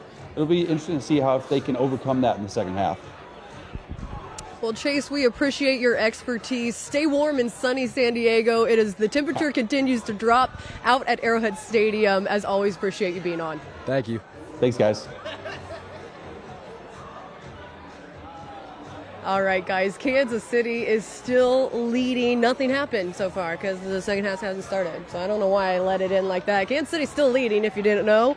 Talking to Mike McDaniel. Probably saying something inspirational. Halftime interview there, yes, probably saying some interesting sound bites that we will for sure see on social media later. Arrowhead's continuing to have the temperatures be frigid and dropping lower and lower. Now, they actually put out a stat there on the broadcast that said that the temperature was actually -4. I kept saying -2. That's what we initially thought. It's only getting colder. But it's only getting colder, baby. Ice, baby. Here we go. Into the second half. Can the Chiefs continue to keep their foot on the gas, close this one out, and potentially move on? This first series for the Dolphins is going to be very important for both the Chiefs and the Dolphins. Right. If the Chiefs defense can hold firm and get off the field, it's a really good sign. And Miami's going to try to do anything possible to get going offensively. So these first drives for both offenses, it's going to be big. There we go. Miami, of course, getting the ball to start the second half. Here we go. Wildcard round underway. Kansas City still leading 16-7. Here we go in the third quarter. Let us know what you think is going to happen. Chiefs making a pretty good stop there right off the bat. Special teams looking good out the gates, and here comes Tua. We'll see what Tua can do. Chase gave some really good insight on how he's handling the dropbacks and how he's releasing the ball. Right. I definitely didn't see that. It's still weird seeing a left-handed quarterback. I'm left-handed, but seeing the ball released left-handed, it's definitely something. But, Chase said it during the half. the way that Tua is acting right now and how cautious he is being, Sure. I think it speaks to why they have a touchdown in the first half and nothing more. Absolutely. You can see how the cold is affecting him. We have right now his regular season stats up here on the board. 388 of 560. He had over 4,624 yards, 29 touchdowns, 14 interceptions, though.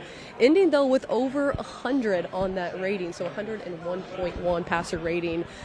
Yeah, you can see that the cold is affecting him, but you can also see that the Chiefs' defense is affecting him. Drop in the comments, how do you think the Chiefs' defense is doing so far in the first half? It was only, a couple months ago when Kansas City completely shut them out in the first half and only allowed 2 touchdowns. I believe it was 21-14 was that final score. Yes, it was. So a phenomenal showing out of them. They've shown that they can affect him in the pocket. They've shown that they can disrupt him, put pressure on him, and we'll see if that continues here with the cold working against them. And right now, the Dolphins' offense, it's all screen passes. It's screen passes and dump-offs. And keeping it simple. Right now, the Dolphins are 0 for 8 on their last third down attempts over the last 2 games. So clearly nothing's really working offensively for this team.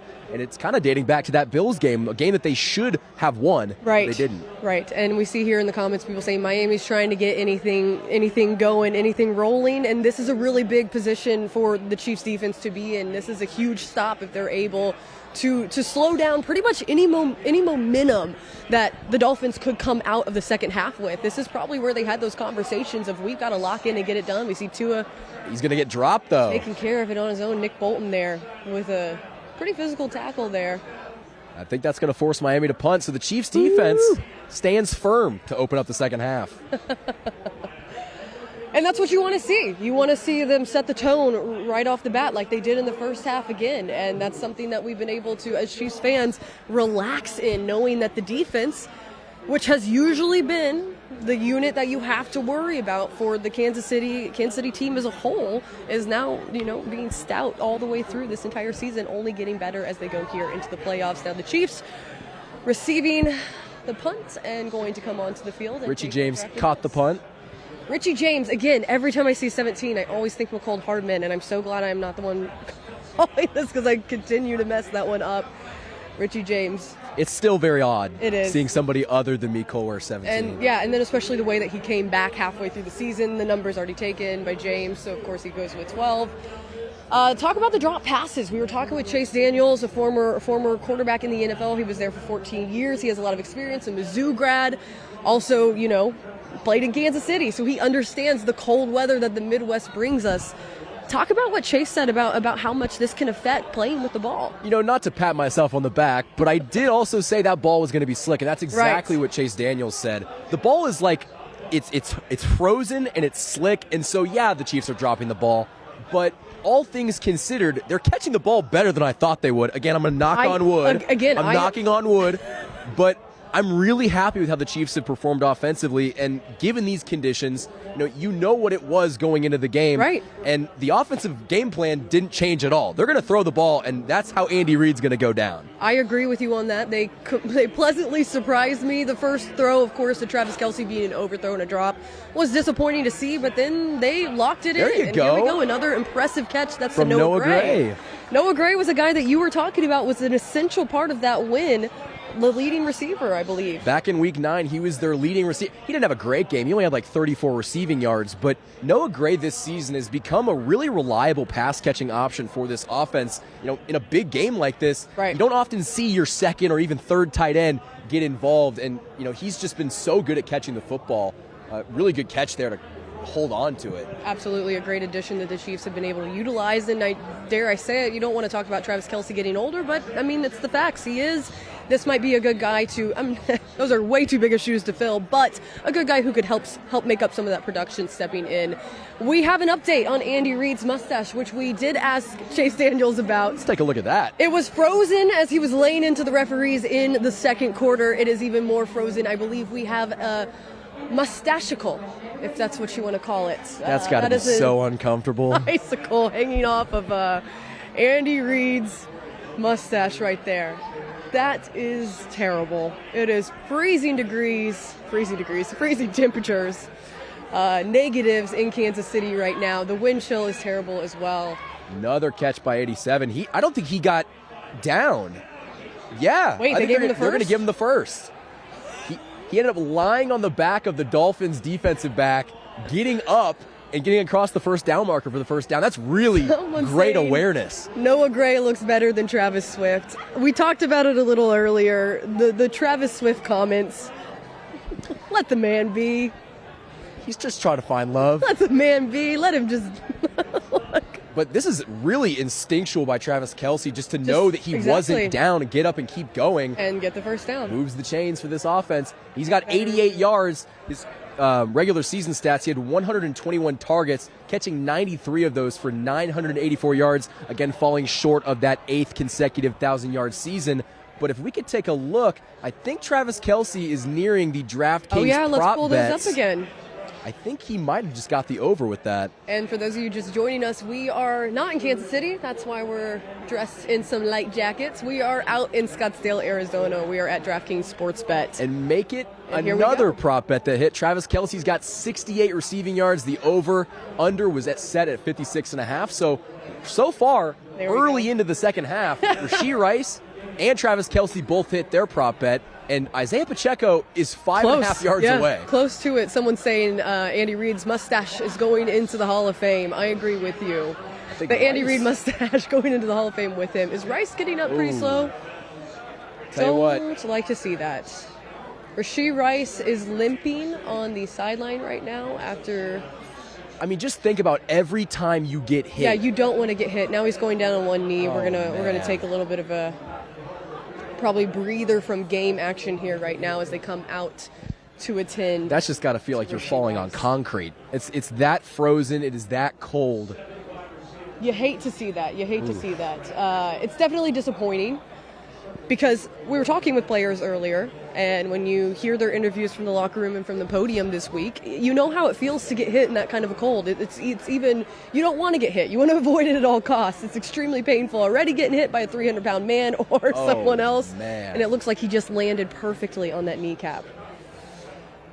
We're hoping the best for Rashee Rice right now, who has been lights out this first half and has continued to pick up where he left off in the second half. We are hoping that he is all right. And that definitely puts him over 100 receiving yards for the game. And we're just a couple minutes into the second half. I don't even want to talk about worst case scenario, but who makes up that production?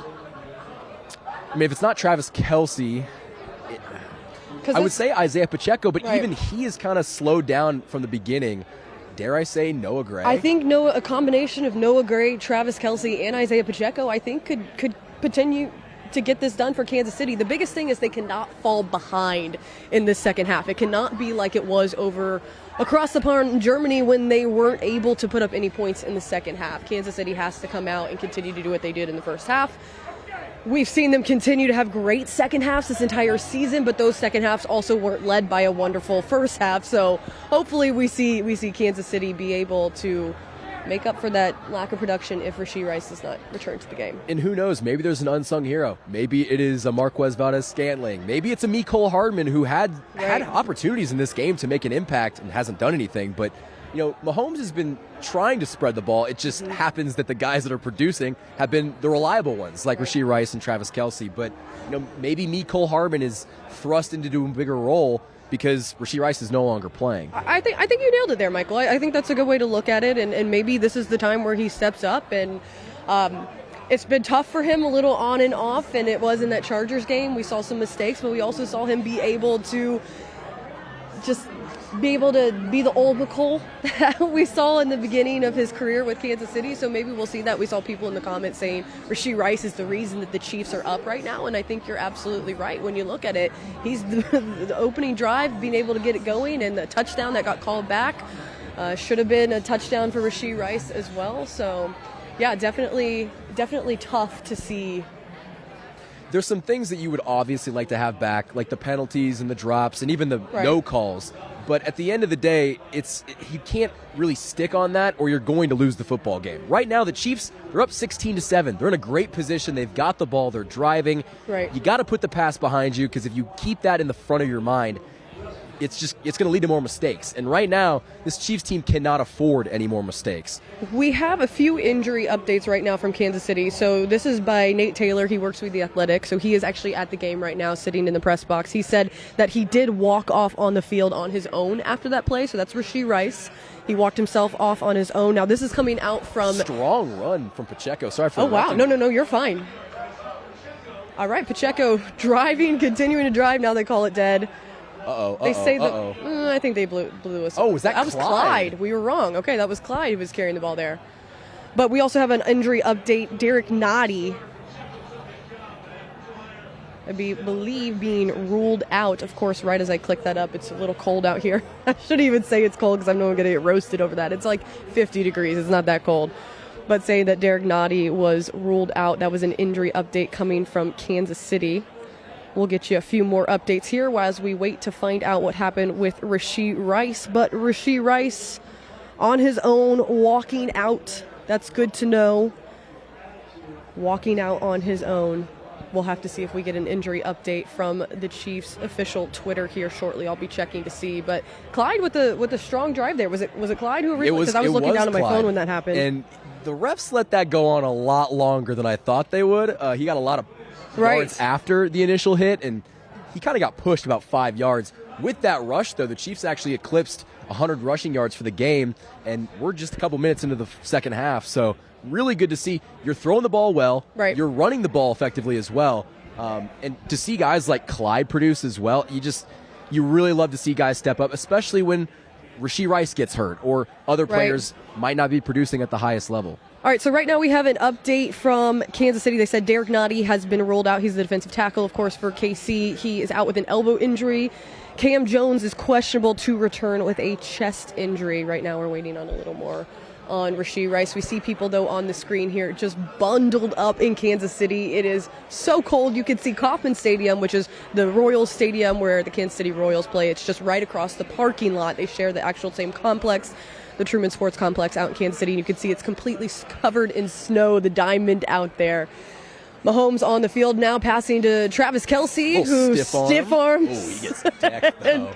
and helmets come off. Gets about a 5-yard gain there. Looking good for KC. Jalen Ramsey met him, but Travis Kelce, really big catch on first down. Do you remember the comments that Jamar Chase had to say about how the Chiefs didn't have anyone notable in their secondary? No one like Jalen Ramsey or anything, you know? I don't know. I mean, again, Chase I'm does stirring a the lot of pot. talking, I'm stirring the pot. Jalen Ramsey's another guy that stirs the pot a lot. We haven't heard anything from him either. So yeah, that's true. Well, let's see if the Chiefs, in this drive, I think it's very essential that they're able to get points on the board. Oh, he should as take it would this with any himself. drive, but especially okay. Mahomes almost getting into the end zone there. Gets hit Don't pretty you hard. cringe though every time every time he runs, I'm just. It's a little nerve-wracking. Bubble wrap on him. But I just know that he's good enough to get it done. Like, Mahomes always knows where he is on the football field. He knows who's behind him. He knows who's to his left and to his right. I mean, look at the awareness to get out of the pocket. And, I mean, you'd like to see him slide there, but, that's a big-time run by a big-time quarterback to put his team in a first-and-goal situation. Mahomes definitely will put his body on the line to get it done. I'm not sure that Andy Reid loves to see that, but as a fan and wanting Kansas City to win, it's good to see him be able to have, like you said, that awareness to know when he has the ability to use his legs and get it done. Ooh, he took a helmet-to-helmet hit on that run. Way to hold on to the football. Right. Again, how we were talking, it's extremely cold there. You do not want to get hit in this cold. I cannot imagine how that would feel. Probably like you're hitting yourself in the look at his knee helmet. with a hammer. Look at his helmet. Is his helmet busted? Yeah, it is. Wow. His equipment is malfunctioning on him. Mahomes drops back. He's got to throw that ball away. He's got pressure coming. Woo! All right. Man, he's taking a beating right now. Tough to see that, but waiting for a few injury updates as we wait to find out what happened with Rashee Rice. And then Mahomes, of course, addressing the referees after taking a hit to his head. Now looks like he's going to the sideline to get a new helmet. That is insane. I have never seen that. Took a hard enough hit that he broke his own helmet. That's our QB. I've never seen a helmet crack like that. That is something else. In the comments, let us know if you've ever seen something like that. I mean, again, it is probably because of the cold, also because it was a hard hit. You see his guys around him in the huddle trying to make sure it's secured and locked in. Mahomes is just business as usual. Get me the new helmet. I want to set the line. Let's get this thing rolling. 3rd and goal. I'm passing this football. Woo! As you see, he gets rid of it with pressure coming. You got to kick a field goal. Not happy about this, but yeah, of course you rely on Harrison Butker. You get 3 more on the board. Again, though, the Chiefs cannot capitalize in the red zone. It's been the storyline all season long. You're lucky to have a guy like Harrison Butker. Man, that's a tough hit. See, you mentioned you just hate to see Patrick Mahomes break away and run. Right. I hate seeing him hit like that after the play. It wasn't a late hit, but just taking that unnecessary contact, that's really tough on a quarterback, especially in this weather, too. All right, here comes Harrison Butker. 21-yard field goal attempt. We got a little Mahomes up here as well. Hit so hard his helmet broke. Of course, Harrison Butker right through the uprights, and Kansas City adds 3 more. It is now 19-7. We have 7:49 left in the third. Michael, take a look at.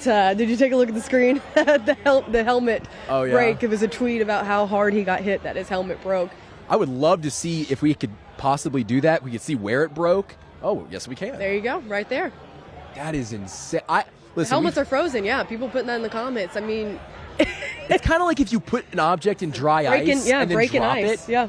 That is insane. Woo, I thought it was a leaf at first. I thought it was like maybe something or like debris on his helmet. No, his helmet genuinely had a hole in it. Yeah. Definitely. Someone said, dude was born for this. Yeah. Yes, you were. Yes, you were. Doing great. Congratulations to Casey.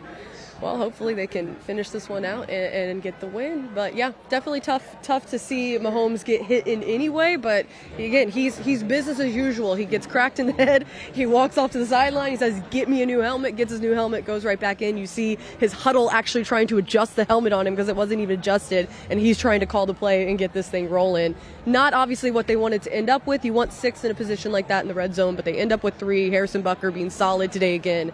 Kansas City strengthening their lead 19-7.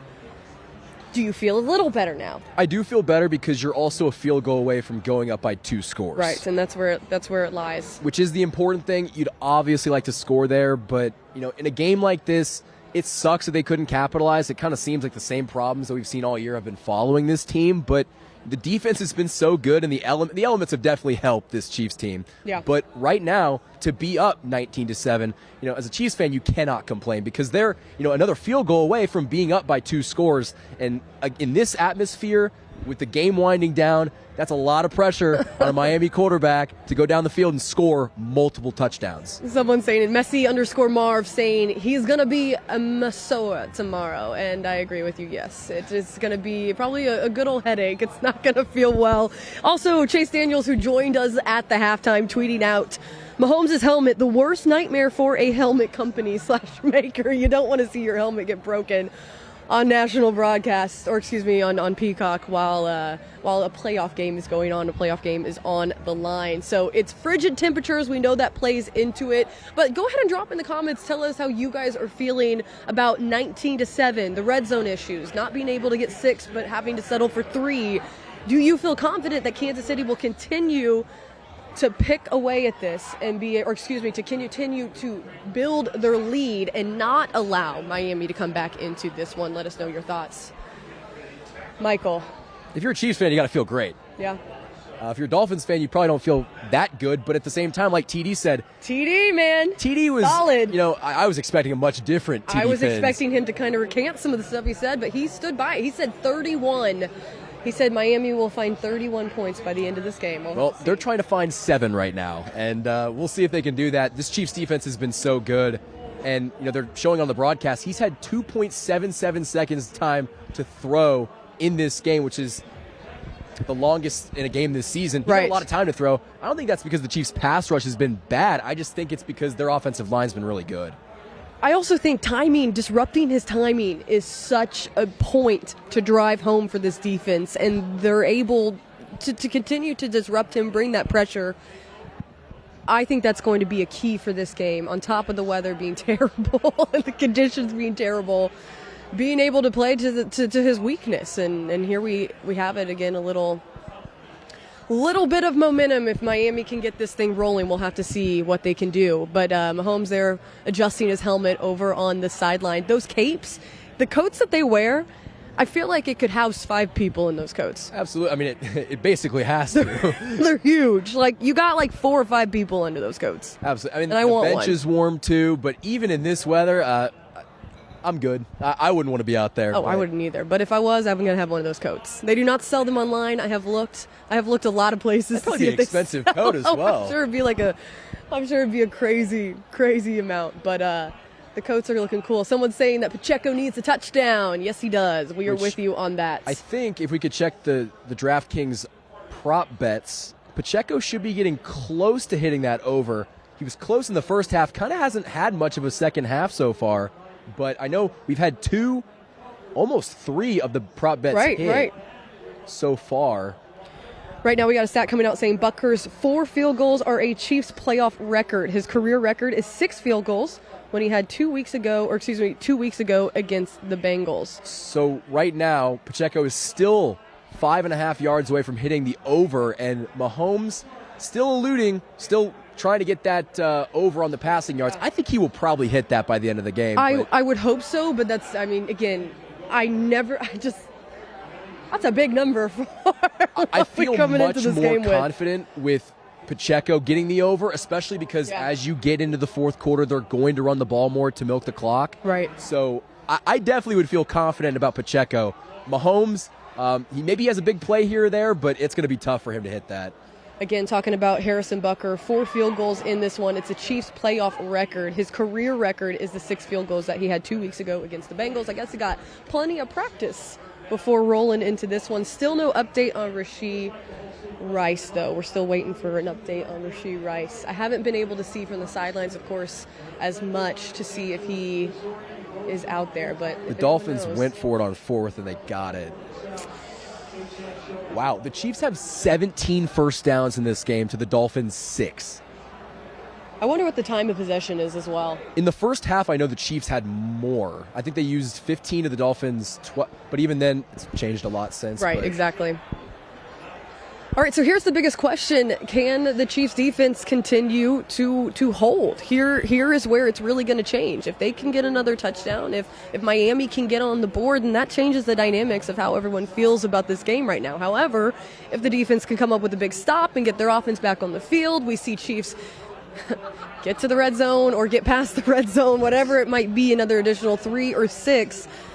Like you said, that's when you come into that 2-score territory, and this narrative changes completely. And I'd love to see what the chat has to say about that, because if this defense gets a stop here, I mean, Miami's probably not going to get the ball back until the fourth quarter, and you're down by at least a couple scores. Right. Tua is going to have to start pressing, and that's another sack by Karlaftis. I think Jones got in on the action as well.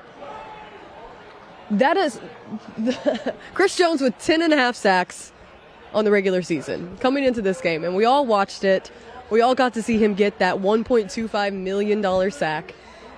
There was a lot of drama going into the season. There you go. I think they'll probably have to give that one to Karlaftis, correct? I think Karlaftis got to him first, but they met each other at the same time. Yeah, make credit. Was that Karlaftis or No, that was Karlaftis, yeah, and Chris Jones. But anyways, just the whole thing about the drama of coming into the season, holding out the first week, people wanting to say what they said about the locker room. Who knows how his relationship is with the front office? But I will tell you, great tackle by Nick Bolton. It's going to be 4th and 15. I'm going to finish my conversation after they keep making these great stops, which if they keep doing it, I'll stop. But like we said, if the Chiefs defense could hold, it's going to make it even harder for the Dolphins to come back in this game. And if the Chiefs offense can do their job, the Dolphins might not touch this ball until the fourth quarter. And if Tua is down by a substantial margin in the fourth quarter, that's when you start to press as a quarterback. And I don't trust him in the fourth quarter at Arrowhead when it's -30 with wind chill. Well, we have seen this defense time and time again step up, put the offense back on the field. That's what they're doing again right now. Chris Jones was a big part of that. His teammates all celebrating with him. Teammates who will never make a quarter of what he does. ecstatic for him. Within the locker room, you know that Chris Jones is very well liked by this team, and to see them just thrilled for him, that was the only reaction that I needed to see. So excited to see Chris Jones continue to be good in the playoffs, and who knows what next season holds, but I hope he's returning to Kansas City and everything can get worked out. It's funny because there's a subsection of Chiefs fans that really got on Chris Jones for not having a playoff sack until last year, but if you really watch football and you know how football works, Chris Jones is the best defensive tackle in football. What he forces an opposing team's offensive line to do with, the double teams. Yeah, he might not have had a sack until last year, but it allowed other guys like Frank Clark to be historic in the postseason. So Chris Jones being a menace up front opens up opportunities for Karlaftis and everybody else to get involved. And so, yeah, he might not have had a postseason sack until last year, but his value to this team is a lot more than just sacks. Absolutely. It's the pressure that he brings. It's the leadership that he brings.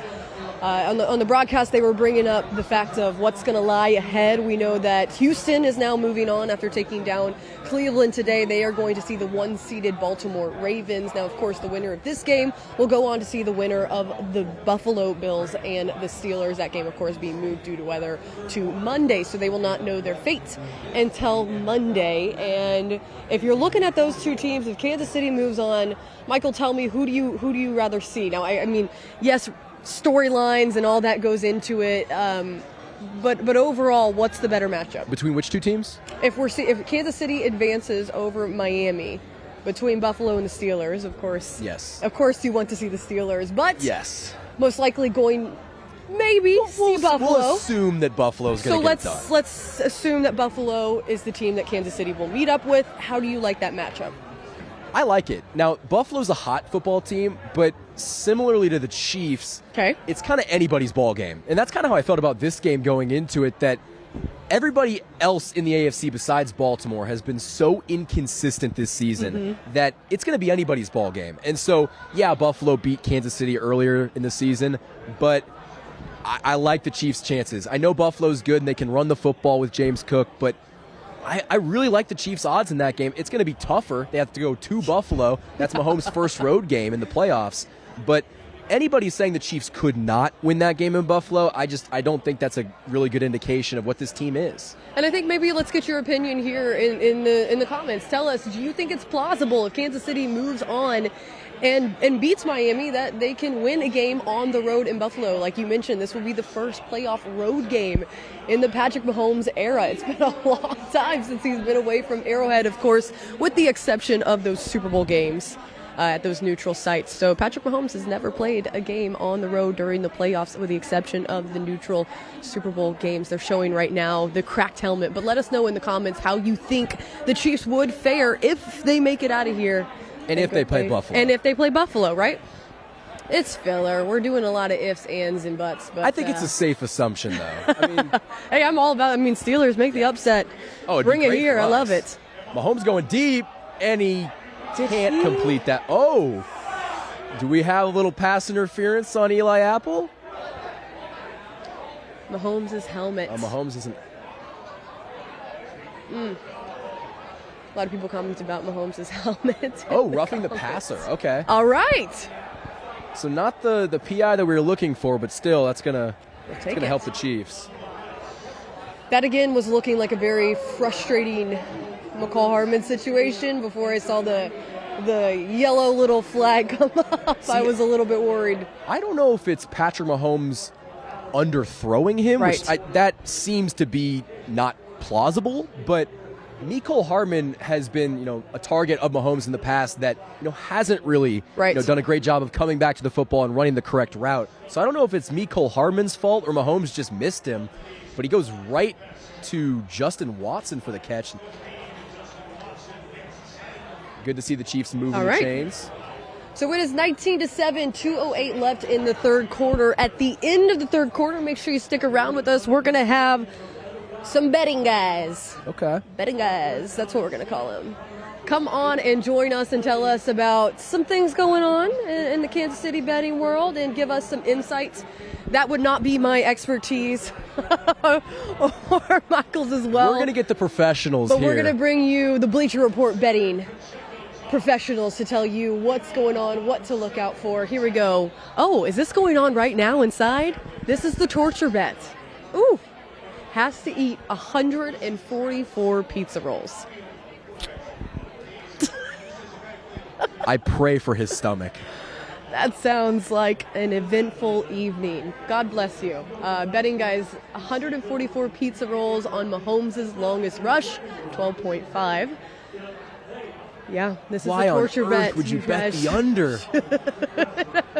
should be safe to see. They're going to come join us and I'd love to get an interview with tell us how those the pizza, man that ate the pizza rolls. because pizza rolls are good. Yeah, just not 144. Just not 100, of yeah, them. exactly, not 144 of them. So we'll have to have them come over and join us. You might have to waddle over here, but Yeah. Tell us. Yeah. They're getting lined up and ready to tell us what's going on. So again, that's at the end of the third quarter, which we are almost to.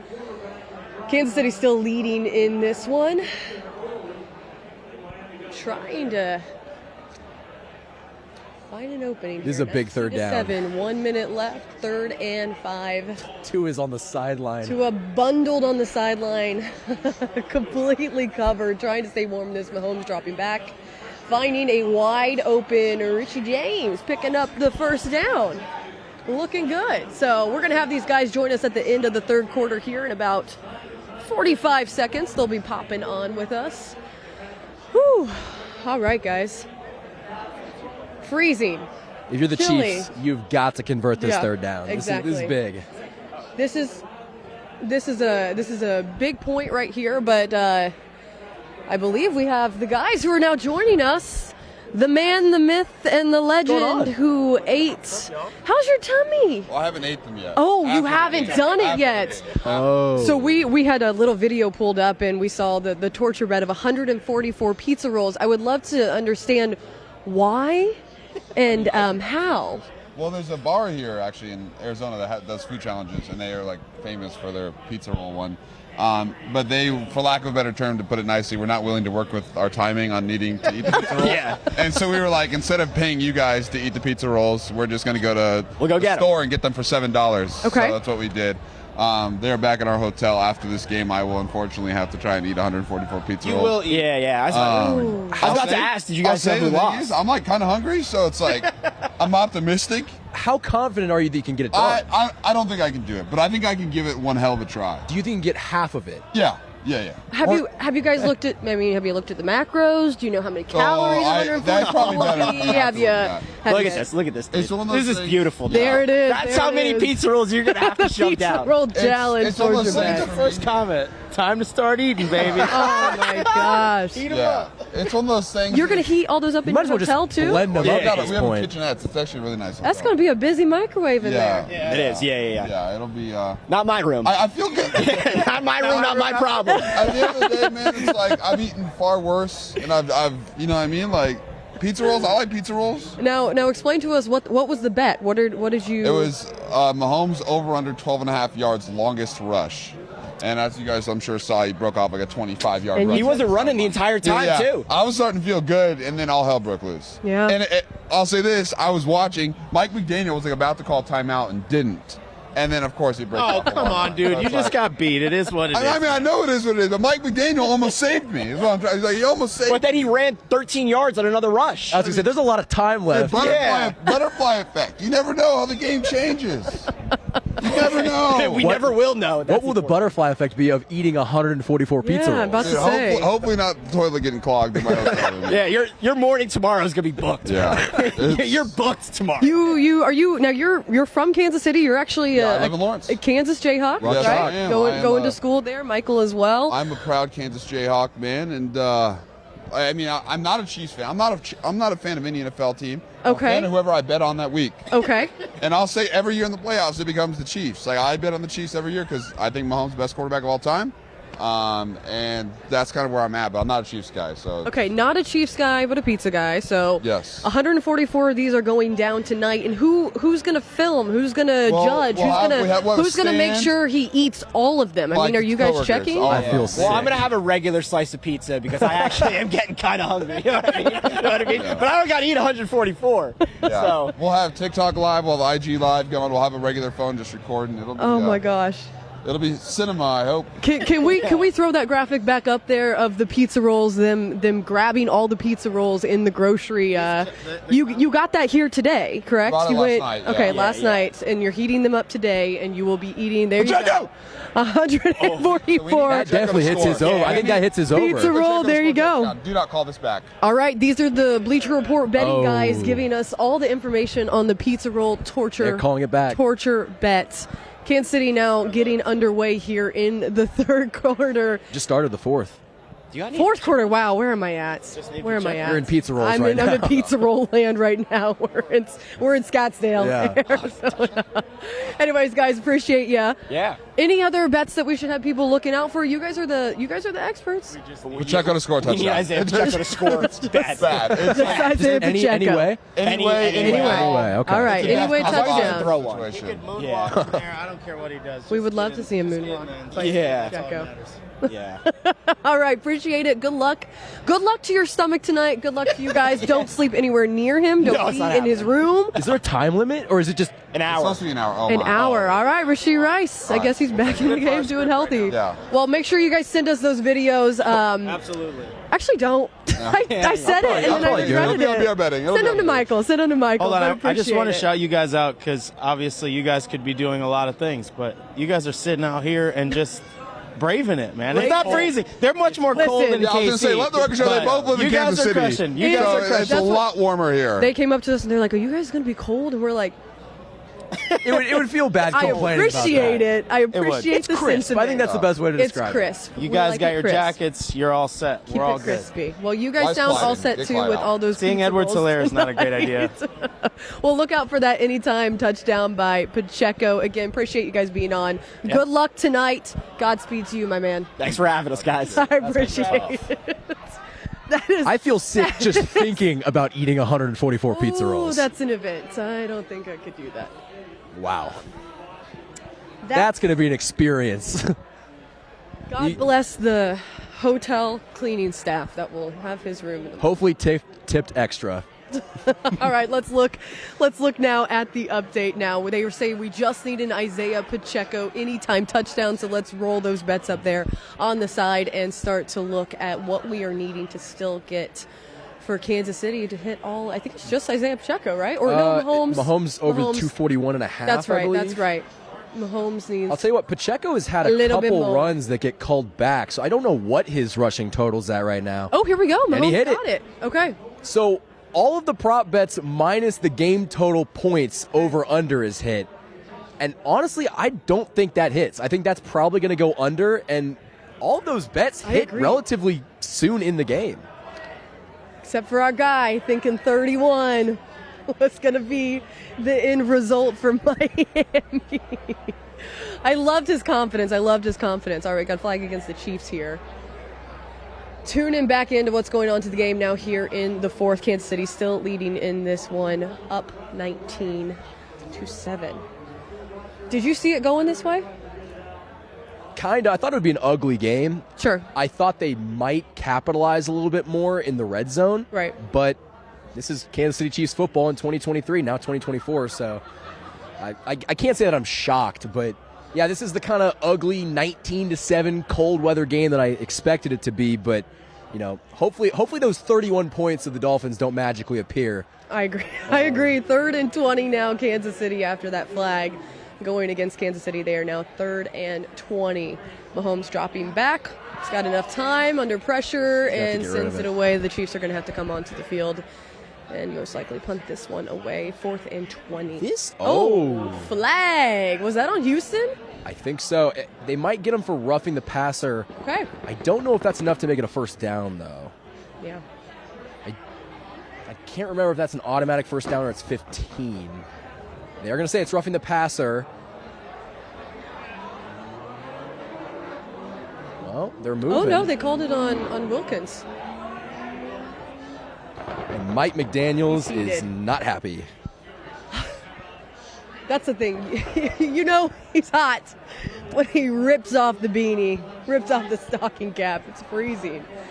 Freezing temperatures out there, but, yep, roughing the Yeah, that was passer. just blatant after the play. There was no need for that. If you're Mike McDaniel, I'd be pissed too. I mean, you're going to get mad. Oh, there was some holding maybe on Donovan Smith That's on where you Justin see it. Houston. That's probably what he's upset about. Here we go, red zone drives. 5 drives, 1 touchdown, 4 field goals for the red zone drives for Kansas City. Right now they are 1st and 10. You know, the betting guys are praying for that Pacheco touchdown. With the ball, getting his hands on it again.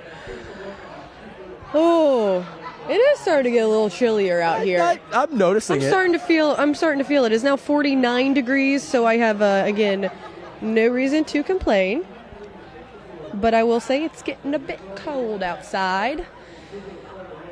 Definitely not as cold as Kansas City, but Yeah, not as cold. Right now there are not the 70-something degrees I thought it was going to be in Scottsdale, Arizona. 11 plays for Kansas City on this drive so far, sitting 2nd and 7 in the 4th quarter with 12:33 left to go. Of course, they are still ahead 19-7. Hand off to Pacheco. He ran right into the line, but able to find a little bit of a gap and get through there. Just, what would you mark him, 4? 3 yards 3 or short? 4. This is definitely the offensive game plan now, though, for Andy Reid. I don't think Hand he the ball wants off. hand the ball off, milk Don't as get sloppy much with of this it. clock as you can. Absolutely, I agree. I think that the having the ball as long as they have in this drive, I would love it if they would throw it back up how long they've had possession in this drive, but now 3rd and 4. Okay, so they marked it 4 short. We'll have to see how this one goes, but again, that's a great game plan right here.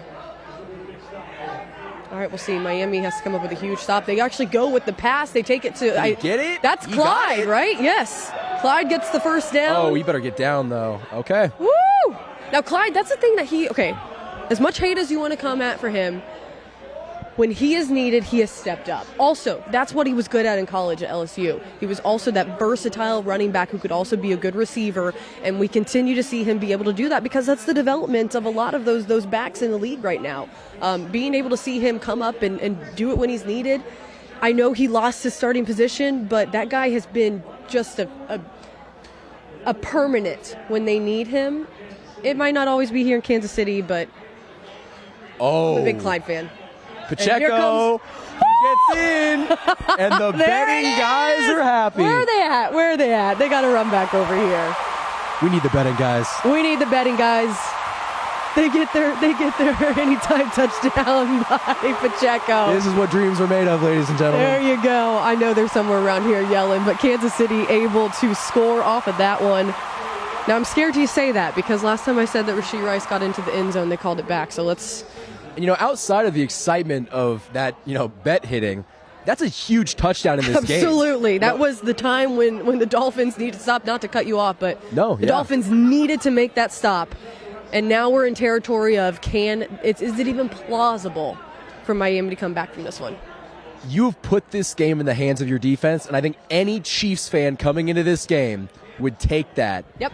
99 times out of 100. 26-7, Kansas City on top. We got a little over 11 left in this one. Michael, are you happy? I'm thrilled. I think they have done a fantastic job of scoring. Again, the magic number was 25. Right now they're at 26. And with this defense playing the way that they are in this weather, I feel really good. Now, obviously, we have a whole quarter basically left to play. But I think a Chiefs fan would sign up right now if he knew the score was going to be 26-7 in the 4th quarter. Let's go ahead and ask the audience how you guys are feeling about it. We're going to put up a poll here.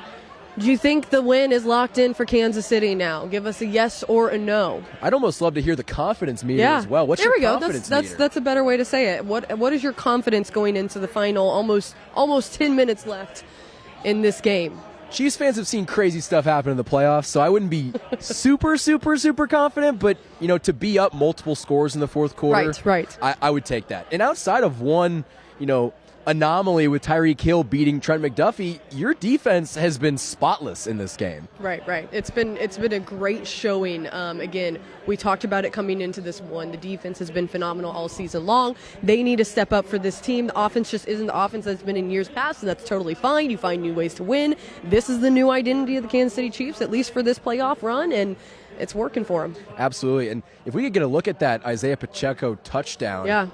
Here we go. People saying, is the win a lock? 80%. Woo! We like it. Look at him just lower the shoulder and get in. Look at Mahomes right behind him with the extra shove. I love that. Finishing the play, it was a 14-play, 72-yard drive. I would love to know the time on that. 14 plays, 72-yard drive. The Chiefs are now leading 26-7. That's got to make you feel good. Got to make you feel confident going into this one. Oh, yeah. And listen, there's still a full quarter to play, but Absolutely. I'd much rather play with the lead than come from behind, especially with how this Chiefs team has been, has been this season. I don't want them to play from behind. Get a lead and use your defense. Exactly. You got 11:06 left in the fourth quarter.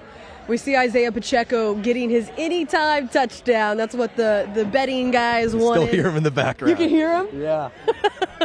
They were thrilled to get that touchdown, I'm sure. We also, as well, were excited to get that touchdown. Kansas City now dominating so far in this one. I think that word is safe to use. It's been a tough game for them going through this, but exceptional to see them be able to get it done. Absolutely.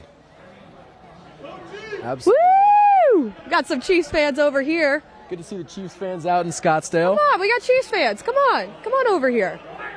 Come on. In fact, yeah, we can interview them. Yeah. We got some Chiefs fans over here. Remember, we are in Scottsdale, Arizona at the DraftKings Sportsbet. Yeah, how are you? Nice to meet you. My hands are freezing. My name is James. It's cold as hell. Nice to meet you. Tell me your name again. My name is James. Okay, James. Now, you come on over here. This is Michael over here. Nice to meet you. Nice to meet you. Hands are freezing. I apologize. James, nice to meet you. Boom. McMullen? Are you McMullen? No. Done it for his job, but no. We gotta ask you guys how you feeling. Wait. Why are you in Scottsdale? I'll tell you why after you tell me why. All right. So I live out here in Arizona. I live in Peoria. I'm from Kansas City. Oh, okay. From Kansas City. Where'd you grow up? So I went to Olathe East. Okay. No, Out of high school. I lived in Grandview. Okay. I used somebody's address. Okay.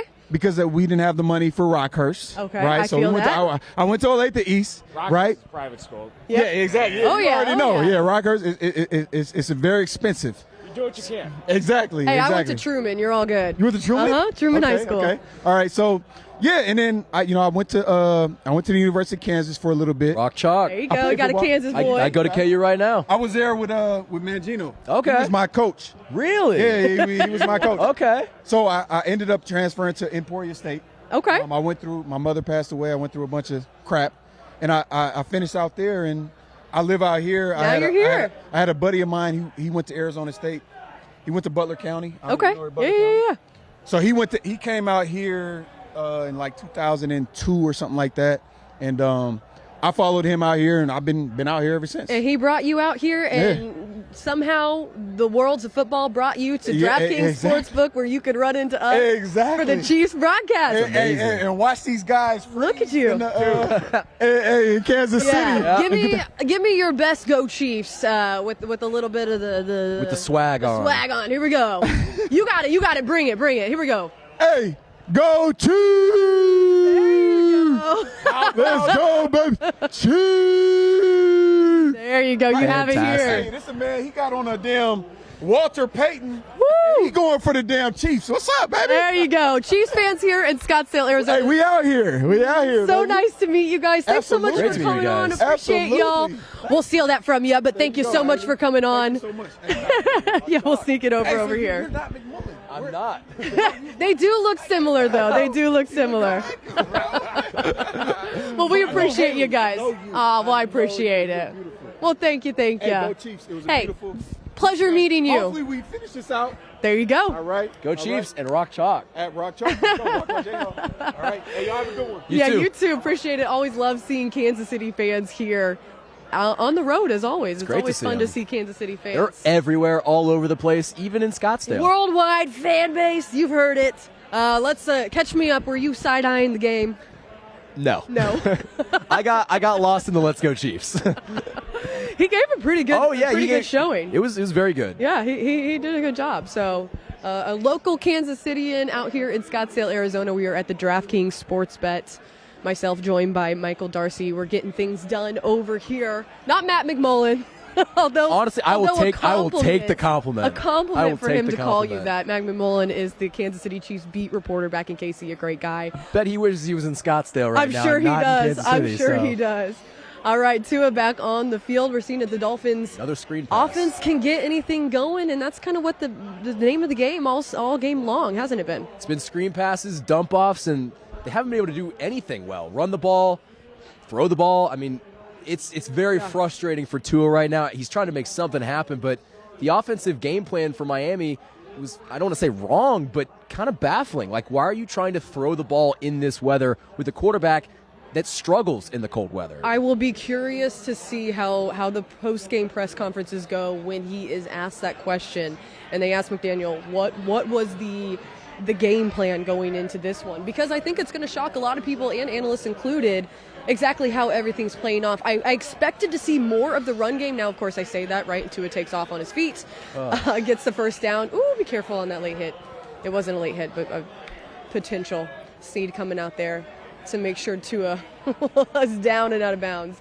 But yeah, I definitely wasn't expecting what we saw here today. Now, I know that they had a few injuries at that position as well, but I didn't expect them to be throwing it as much as they have been. I personally wouldn't do it, but I'm also not the head coach of the Miami Dolphins. They know much more than I do, Absolutely. so yes, I will agree with you. But Steve Spagnuolo having the perfect game plan to come up against There's your them. time of possession. Right. Oh, there it is. What Chiefs had 30 minutes to the Dolphins, I think 21. Ooh, that is nice. That's how you win ball games. I'll take that. Time management, and that's what Andy Reid, he has been critiqued for over the past. Almost picked off by L'Jarius Sneed in the end zone. Almost a pick by Sneed. Glad I there believe was it no was Trent PI McDuffie with him as well. Yeah, I was a little scared for that call coming up. Glad we didn't see a flag there. But yep, guys, this is 7:21 left in the fourth. Tua and the Dolphins trying to get something going here, but I'm feeling. You got to feel confident. You got to feel confident. I said that in the most meek way as I hunched my he almost shoulders picked up. that but off with one hand. yeah, Kansas City has been defensively in control of this game the entire time, and you love to see it. Oh, yeah, and I don't think that changes in the last 7 minutes and 21 seconds. Another screen pass is that a fumble? Oh, unfortunately that ball goes out of bounds. That could have been a costly turnover for Miami. So let's talk about what could potentially be down the road for Kansas City. We're going to talk about what we could potentially have going for KC. If you look ahead, today what we saw in the earlier game, the first playoff game, you saw that Houston was able to get it done against Cleveland, so now they are moving on. They will face the 1 seed, the Ravens, who are now going to face Houston. You also see, of course, Miami falling potentially to Kansas City. Kansas City hopefully winning this game and continuing to close it out. They will move on to play the winner of the Steelers versus Buffalo. Now that game is no longer happening on Sunday. It's been moved to Monday. That's because of the conditions going on. They had a little bit of a flight ban that's coming on. The actual government came on to explain to us why that's now being happening. So they are playing on Monday. So we'll have to see the winner of the Steelers or the Bills. That's who the Chiefs would play. Of course, I don't want to say anything is definite yet, but that's their next potential matchup. We said it's potentially most likely going to be Buffalo, and that would be a road game for Mahomes. And I think the odds makers at DraftKings would also say that Buffalo's going to win that game. Right. I think it's probably going to be Buffalo, Kansas City, assuming the Chiefs can hold on here. Sure. But, I mean, that's a matchup you love to see. Buffalo and Kansas City in the playoffs. Right. Chiefs have won that matchup both times when they've played. Obviously, the Chiefs have to go to Buffalo. But still, I mean, you got to feel confident in the Chiefs when both Buffalo and Kansas City have been up and down this year. Yeah, it's definitely two different teams that we're now seeing out of the Buffalo Bills. They were a different team throughout some big adversity where everyone was throwing around the lines that, Buffalo is broken. Buffalo isn't able to do it. Buffalo isn't getting it done. And then, they're able to come play when it matters the most. And that's what they've done. They played down the stretch well. And I think it all started with that win over Kansas City at Arrowhead. And I hate to say it, but I think that was the changer for them. It kind of flipped the script. And so now Buffalo is playing hot when they need to. And they're a really good mismatch for Kansas City. So this will be a tough one for Kansas City to face. Of course, that is on Monday night. We're going to find out if Buffalo will beat the Steelers. And then, of course, the winner of that game will be facing Kansas City if they close things out against Miami here tonight.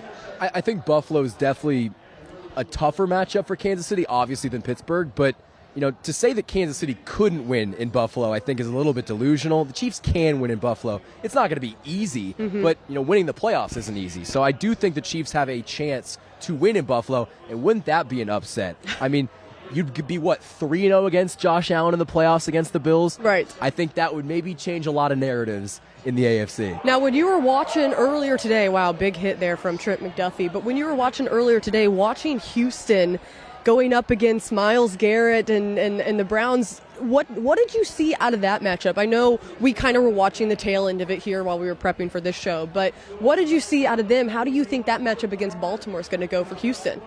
CJ Stroud is so good. Yeah. And listen, Baltimore's had a lot of time to sit. I think 3 weeks by the time they play against the Houston Texans.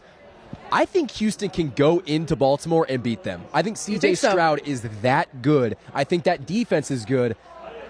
Something weird tells me that this is just Baltimore's time to lose. They're not historically a very good postseason team with Lamar Jackson. And listen, it's a different year. Sure, they've been the most change. consistent team in the AFC this year, and you can't take that away from them. But how many times have we talked about the Ravens being a great regular season team, and then when it comes time to win, they don't do it? Another turnover on downs for Kansas City Chiefs defense looking good. You score here, it's over. Hey, keep your foot on the pedal. Yeah. Continue to do what they have been doing. Ooh, the broadcasters on the sideline just look frozen.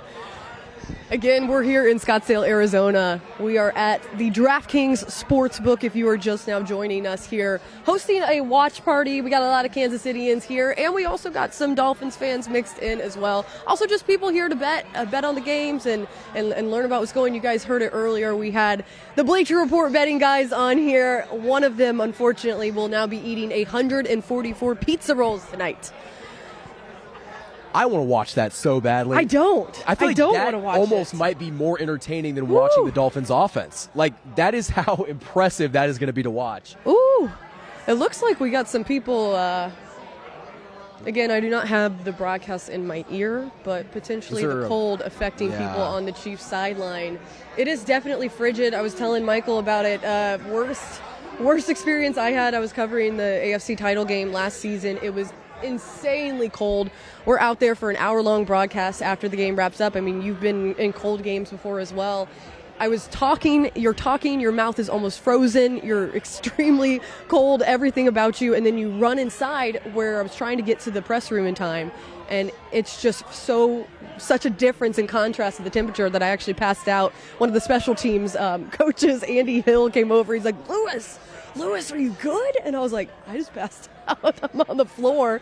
I'm like, okay, I got to get up. I got to go. I got to work. I got to go. I know. That's what you think in that mindset. But, yeah, it is definitely the cold temperatures will weigh on your body. And let's get this game wrapped up because I'm sure these guys are ready to go home. They're probably going to go home and not really feel warm until tomorrow morning. No, and that's the part. It takes so long for your body temperature to warm back up. It is -8, and it feels like -28 right now. -8 feels like 28. That is in Kansas City at Arrowhead Stadium. 6:21 left to go. 26-7. Kansas City leading here in the fourth quarter.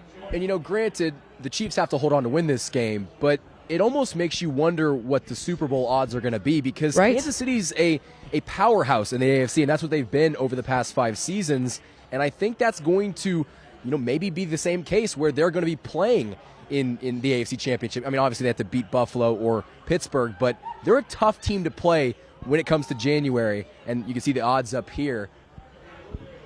Looks like the Ravens and the Niners are both favored in their respective conferences. KC Chiefs plus 750. Houston Texans. Chiefs have the second best 1,700 betting odds in the AFC. That's interesting. I'll take it. I'll take it. Betting odds don't mean everything. But, no, but it depends what it is because in the MVP race, betting odds mean everything. Right. Which is another thing to talk about. If you want to bring that up, I think the broadcast is getting to the point where they are also ready to go home because we're seeing more and more Taylor Swift. Yeah, the over-under on the Taylor cam. We're probably approaching the over. Her sitting in the booth right there with Kelsey's mother, Donna Kelsey, alongside Brittany Mahomes, the wife of Patrick Mahomes. Ooh, it is chilly. It looks cold even sitting inside the suite. I can't imagine it being very warm. And then, of course, people there outside just completely bundled up. For the fans who are still there with 5:34 left in the fourth quarter. Die hard. $31 tickets were what were being sold to right before the kickoff. That's the last time we checked, was within maybe an hour of kickoff, and they were 31 tickets. That is the lowest the tickets have ever been in the Mahomes era. Here we go. Patrick Mahomes, 23 of 40. All right, not bad.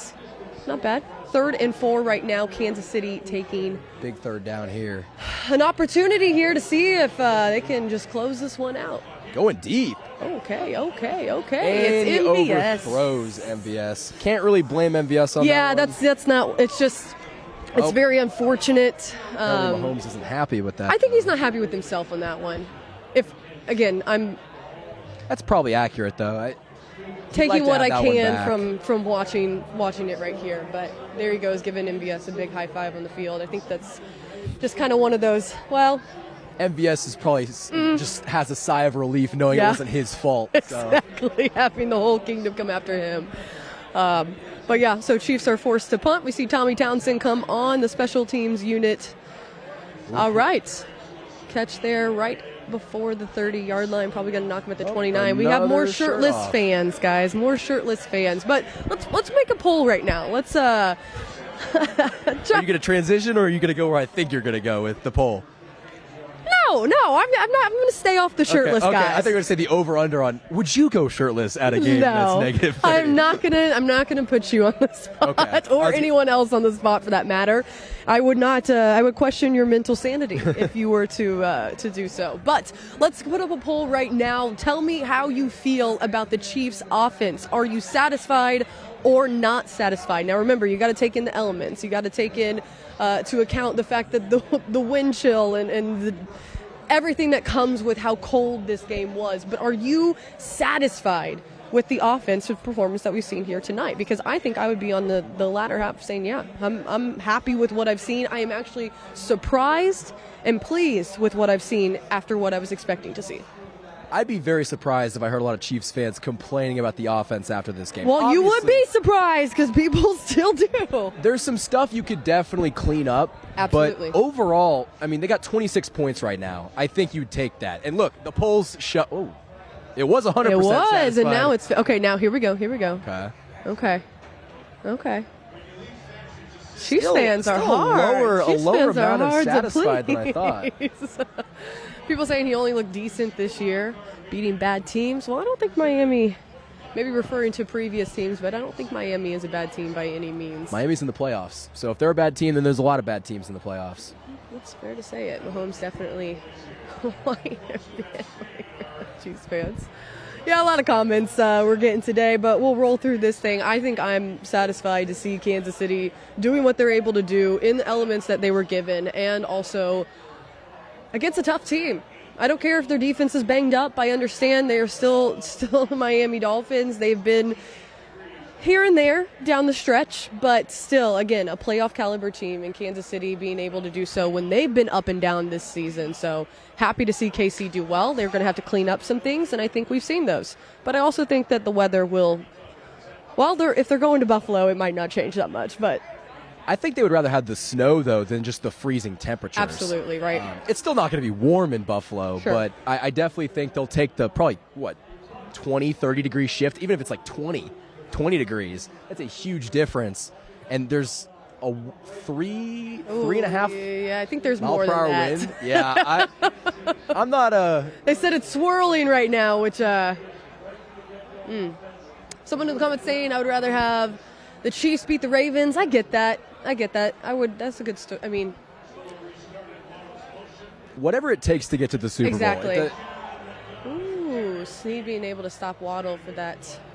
A little bit of chitty Saying chat, something on the chirpiness going sideline. on the sideline. Again, we're getting close to that 5-minute mark here in the fourth quarter. Kansas City still up 26-7. We talked to Chase Daniels, a former NFL quarterback. He was in the league for 14 years. He was a quarterback at the University of Missouri, also with the Kansas City Chiefs for a little bit. And he has played in cold weather many games. And he was saying that it's just absolutely terrible because your fingers are just frozen. The ball is a brick.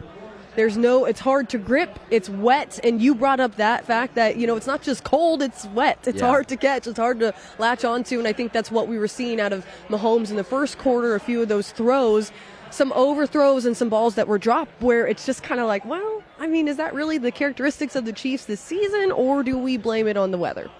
It's probably a little bit of both, to be honest with you. But again, how can you complain when an offense that has struggled to put up even 20 points comes out in this environment and puts up 26?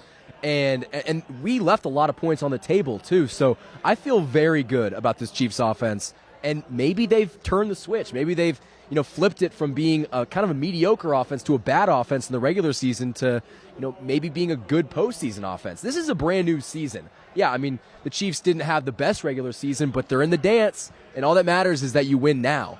And they're going to get a first down on 4th and 6. So the Dolphins are staying alive. Pretty long way to come back in this one, but I think if you're a Chiefs fan, you got to feel fairly confident about where the Chiefs are at right now in this game. I agree with you. I think so too. I mean, yes, if the Dolphins are able to go downfield here and score, worst case scenario, we have a 26-14 win. I do think that the Chiefs, once they get the ball back, will be able to have the time management on their side and lock this one in. Do I want it to be 14? No.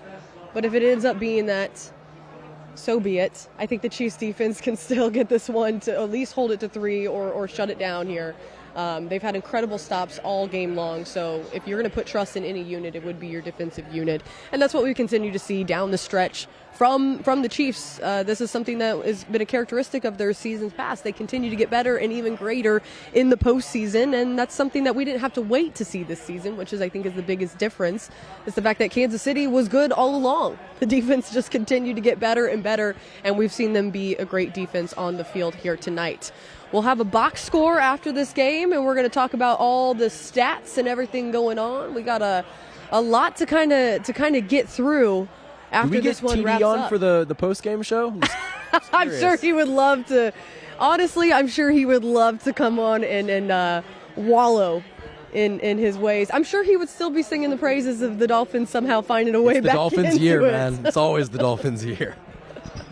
Hey, I'll take it. You guys in the comments, though, drop in. Tell us what you think about the game. What are your overall thoughts? How do you feel? Are you satisfied with the way that Kansas City has been able to perform in the frigid cold? Let us know what you think about their performance so far, defense and offense. We want to know your comments. As always, we're trying to keep you guys as much involved as we can in the stream. About 4 minutes left in the fourth quarter. 3rd and 10 for Miami. They've been converting in the fourth recently, and that ball's batted up in the air by Willie Gay. 4th and long.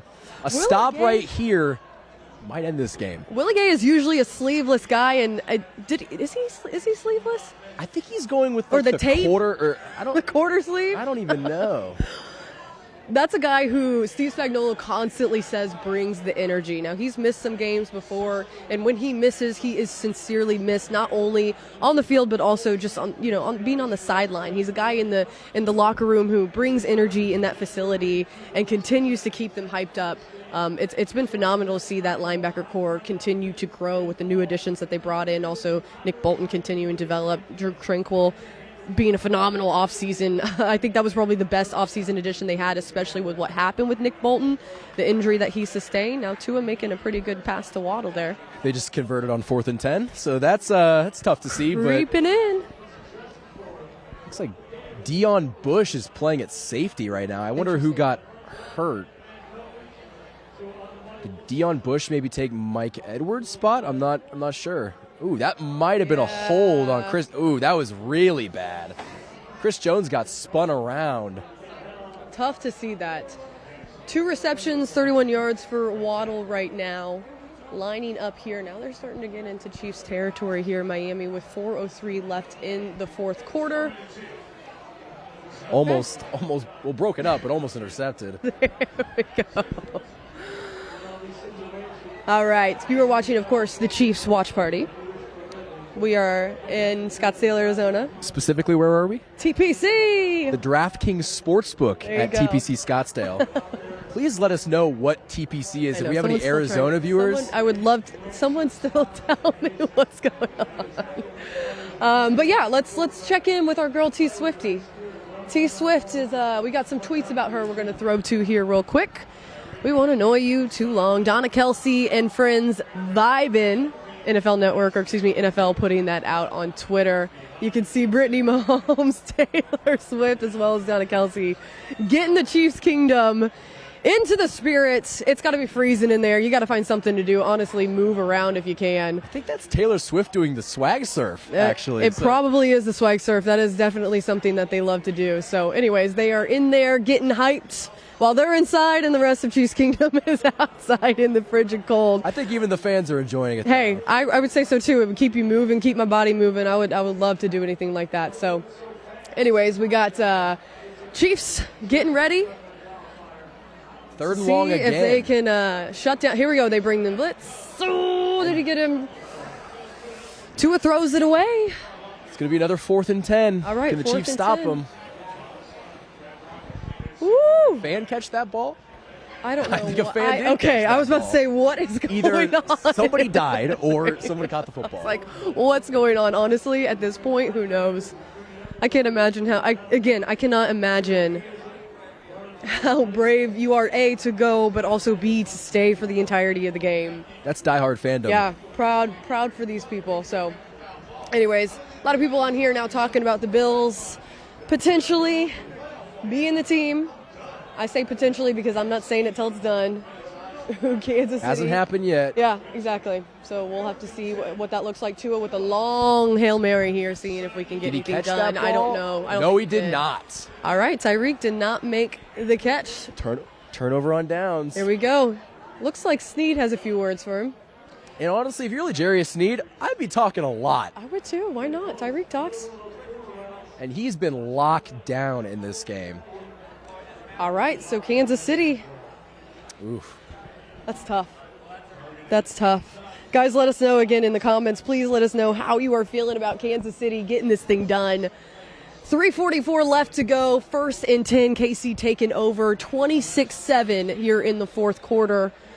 26-7. We are here in Scottsdale, Arizona, and we are at DraftKings Sportsbook. Scottsdale TPC. TPC, guys. It is a chilling 47 degrees outside here, but nothing can make it colder than what it is like in Kansas City right now. Pacheco getting the ball. Kansas City still rolling in this one. The clock now rolling 3:33, or excuse me, it just stopped 3:33.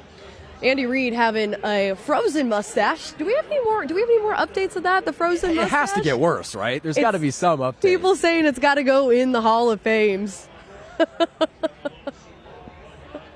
Patrick Mahomes, 21 of 41 with 262 yards and a touchdown so far in this one. Barely hitting that DraftKings Yeah. bet. Rasheed Rice, 8 receptions, 130 yards and a touchdown as well.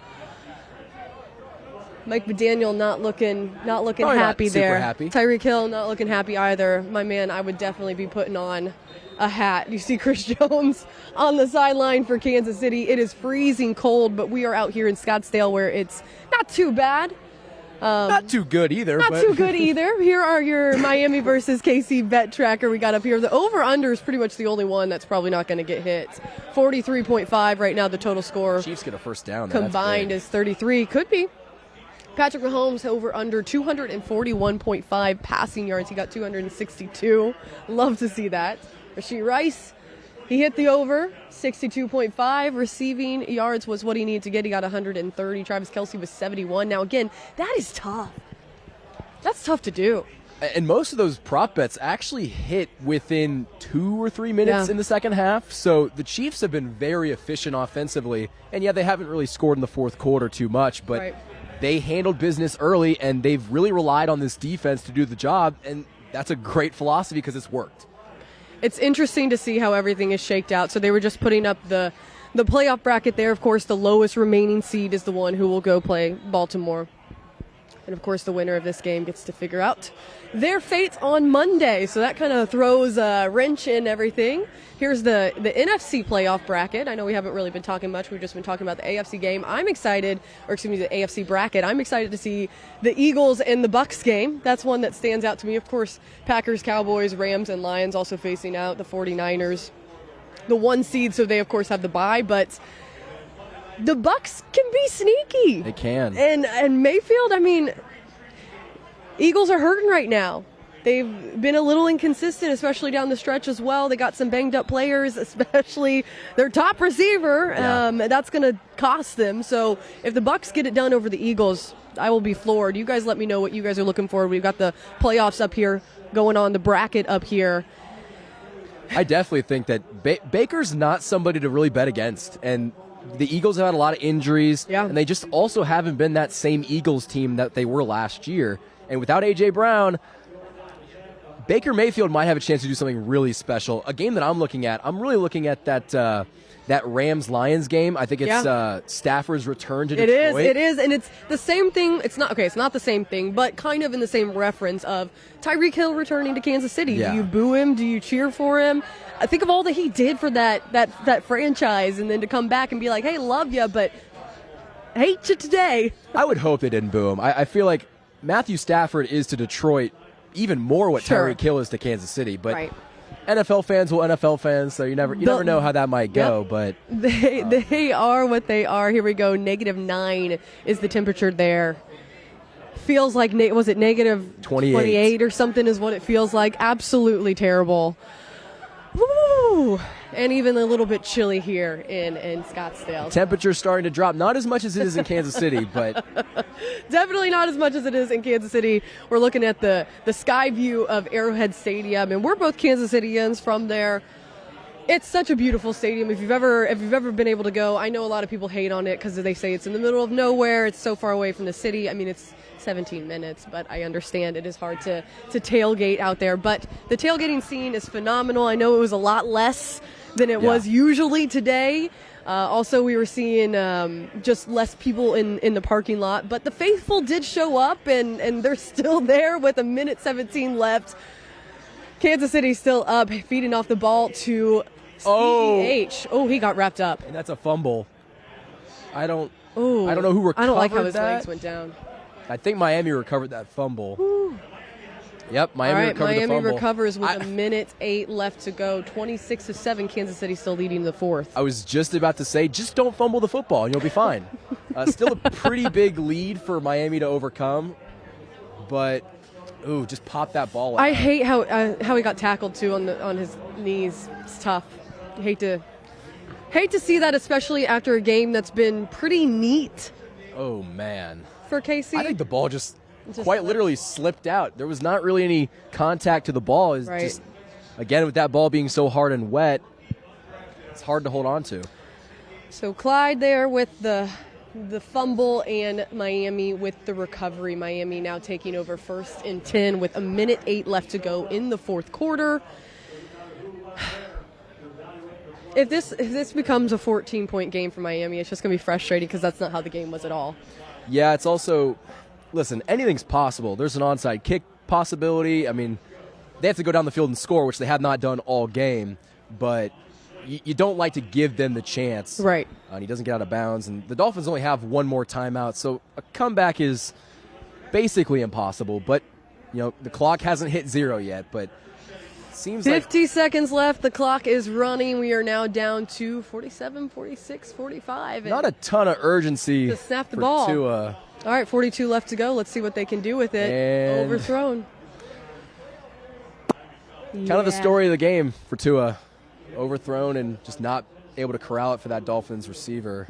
Second and 10, 39 seconds left to go here in the fourth quarter. We're going to stick around for maybe 10, 15 minutes after this one and kind of chit-chat what we've been seeing on the field. And you guys feel free to chime in. That's why we want you guys here. Let us know what you've been seeing on the field. Give us your football expertise and tell us how you feel about Kansas City's performance tonight, how you feel about how they fared against Miami, and how you think they're going to do in the remainder of the playoffs. A lot of people didn't even expect them to necessarily get too far. Yes. So we're curious to see what you guys think about Kansas City. I think there was a lot of Chiefs fans that thought they'd be a wild card exit. Sure. And so I think that's with how things were going, I think it's a safe way. It's a fair thing to say. To think about it in the beginning. Ooh, that is a. I think, yep, he's going to be in bounds. Right. This should be it. Are they going to call their timeout, or are they just going to let the clock run? I think they're just going to let this clock run. All right, Kansas City does it. Kansas City beats Miami 26-7 at Arrowhead Stadium. Winning the wild card round, they will now advance to the divisional round. Who they will play, we do not know yet. Where they will play, we do not know yet. But we know that Kansas City has now taken down Miami 2 times in the same season. And I think the Tyreek Hill stuff should be put to bed. I think you have to put it to bed. He came back. He did his thing. He had a touchdown, but the Chiefs, like they did in that Week 9 matchup, they get the last laugh. L'Jarius Sneed, he's waving bye to the Dolphins right now because the Chiefs are advancing to the divisional round and the Dolphins are not. And to see them offensively put up 26 points in that kind of weather, negative 30 degrees, I think that is more than I would have asked for going into this game. I think my initial score prediction was like 21-14. They surpassed my expectations. Right. I think I said 24. Didn't I say 24 yeah, or 17? You were much 17? closer, yeah. Well, on one side of it, yeah. But it's definitely crazy to see Miami here with Tua. Wow, hold on. It's so cold. Tua Tagovailoa, 20 of 39, 199 yards. They still kept him under 200. That's what caught me off guard initially when I started saying that. Under 200 again because they did that in Week 9. Back in November, they held him under 200 yards, 1 touchdown, 1 interception. Hill only 5 receptions, 62 yards. That is exactly what he had last time, 62 yards. Wow. He exactly had 62 yards last time he faced Kansas City. Mahomes going 262 yards, much better than last time out. 41 rushing yards on the day. 8 receptions for Rice, 130 yards, 1 touchdown. What stands out to you, Michael, on that final box score? Tua threw the ball 39 times in negative 30-degree weather when he already wasn't a good cold weather quarterback. And listen, at a certain point, can you get upset with Tua? He's not calling the plays. I think Mike McDaniel did not do a very good job of evaluating his personnel coming into this game when you should have ran the ball at least a little bit more. And the Chiefs' defense, they did it with the pass, they did it with the run. They shut it down, but for a guy like Tua to drop back 39 times, especially because it was never really working. Right. So, listen, he died on the hill of Tua's going to either win us this game or lose us this game, and he lost us this game. But for the Chiefs, Rashee Rice having 8 receptions and 130 yards and 1 touchdown, almost had 2 touchdowns if it didn't get called back. I think he's the superstar of this game, the MVP, because Rashee Rice coming into this game had to be great in order for the Chiefs to win, and he did that. I think a lot was put on his shoulders coming into this game, and for a rookie to be able to do what he did on the field, there's a lot of pressure. We talked to Chase Daniels, a former player, about that type of pressure at halftime and asked him, how hard is it? There's a lot of outside noise. I know it's a little bit easier when you're at home at Arrowhead Stadium, but to be able to do what he did when all the comments coming in were about the drop passes and the cold weather and how hard it's going to be, for him to put up 8 receptions on 130 yards and a touchdown, 1 also that was called back due to was it on Jawan Taylor, I believe, a penalty on Jawan Taylor for that call.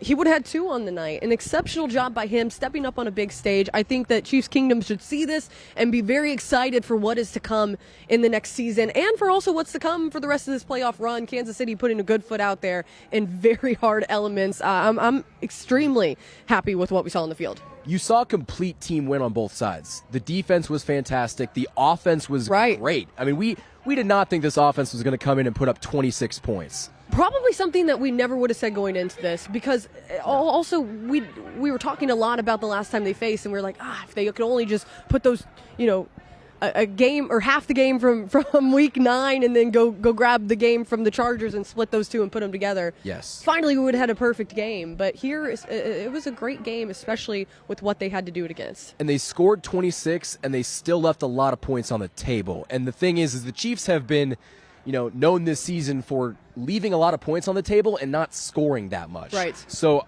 I feel really good that you scored 26 and you still had 2 or 3 series where you should have punched it in the end zone. So obviously they have to do that against either Buffalo or Pittsburgh. Right. But to have them score 26 offensively with all of those mistakes and miscues, I'll take that. I saw Derek Nottie was pretty much the only injury that I saw where he was ruled out. I did see another questionable injury. We'll have to get the full injury report from Andy Reid after the game. But all in all, I feel like they did a phenomenal job coming out pretty clean. They went into it pretty healthy and then coming out pretty healthy as well. We got Shake It Off That's why I was playing smiling. in the background here. A little T Is this going to become the new Chiefs victory song? I'm Hopefully. sure it's going to trigger the comments again, but yes, T Swift is playing here in the background. little shake it off. We can't do anything about it. Guys. So, but yes, Kansas City getting it done. Now they look for their fate. They'll have to wait until Monday to figure out where they go and who they are playing. But yes, Mahomes doing a phenomenal job. Rashee Rice as well. And then the secondary and the Chiefs defense stepping up like they have all season long. It's just been the same thing from the defense all year. And I think I was a little bit less optimistic in this game that they would come out and play like that. I thought they'd struggle a little bit more. There was one play, that Tyreek Hill touchdown catch. That was the only blemish on the defense in this game. Other than that, they were nearly perfect. And I think that going into Buffalo or playing Pittsburgh, actually, no, they wouldn't play Pittsburgh. They'd play Houston. But either way, you got to love how the defense is playing. And I thought that they'd turn it up in the playoffs. But if that's what they play like against a better offense, too, it's going to be hard to beat this Chiefs team. Absolutely. So now here is the new AFC divisional round updated. If the Bills win on Monday, the Chiefs will play at the Bills and the Texans will go to the Ravens. Now, if the Steelers wins, that's when it shakes things up because remember, the lowest remaining seed is the one that goes to Baltimore because they have the bye. It would be if the Steelers win, the Texans are at the Chiefs and the Steelers are at the Ravens. How would you like a matchup between the Texans after you saw them today against the Chiefs? I'll tell you what, in the postseason, I want to face whoever is not hot. And right now, the Houston Texans are a hot football team. I think that's a really good way of saying it, to be honest. Man, I don't want to see Houston, but at the same time, Houston might be a better matchup for the Chiefs than Baltimore. But Baltimore hasn't played football in 3 weeks. So, granted, Houston hasn't won that game yet, but if Houston does win it, they're going to present a really tough matchup for whoever they face. Yeah, so it's either Chiefs going to the Bills or the Texans at the Chiefs. That's going to, both matchups are going to be tough, and we'll have to wait and find out what their fate is. All we know, though, is that they survived here tonight. They survived in advance, baby. Got it done. That's all that matters. In the postseason, I don't care if they would have won this game by 1 point. Sure. Survive in advance, and that's all that matters. Now, I like that they didn't. Oh, yeah. It made it a lot better. It's been an offense that we have seen be really shaky throughout it, and especially with all the drop passes. We saw in a game that we really didn't think we were going to see many passes at all. Quite a few good receptions. Now, we did see some overthrows. We did see some drop passes, but we saw that fumble at the end, which kind of, it stinks to see, but it also doesn't taint the way this game went. Oh yeah. And the Chiefs also won the turnover battle. Getting that Mike Edwards interception right away, that kind of set the tone defensively for what they were going to do. And Miami really never recovered after that. And for Tyreek to be held to just 62 yards again, I think that's a phenomenal job that Kansas City truly knows how to work against him. And it's tough when you go up against your former team, a team that knows you and has lined up against you on the practice field, all for seasons and seasons and training camp and been able to know the ins and outs of your game. They really game planned against him well, were able to shut him down as well as the deep ball to Jalen Waddle and really disrupt Tua's timing. And you saw them get the pressure to him with Chris Jones and Karlaftis. It was a perfect storm for Kansas City, I think, there tonight, and quite literally a perfect storm. Yep. Defense, all the phases looked good. I think L'Jarius, he was maybe a little bit upset that he wasn't elected first-team All-Pro. He shut down basically every wide receiver, number one wide receiver he has faced. Tyreek Hill was no exception in this game. You mentioned the pass rush of George Karlaftis and Chris Jones. It's been great all season. They turned it up in this game. Defensively, you could not ask for a better performance. Maybe outside of that one little blip where Trent McDuffie got, maybe outclassed. But outside of that, that's football. I agree with you, Michael. Well, the Dolphins are eliminated, and the Chiefs, I can't even say my words anymore. It's getting chilly. It's getting brisk out here at the DraftKings in TPC Scottsdale. There you go. Dolphins eliminated, Kansas City advancing for myself and Michael Darcy. We are signing off here with Bleacher Report out in Scottsdale, Arizona at DraftKings. Say it. Scottsdale TPC. There you go. You guys have a great night, and hopefully we'll be tuning in with you guys later to talk about the Chiefs and their next opponent on Monday night. Have a good one.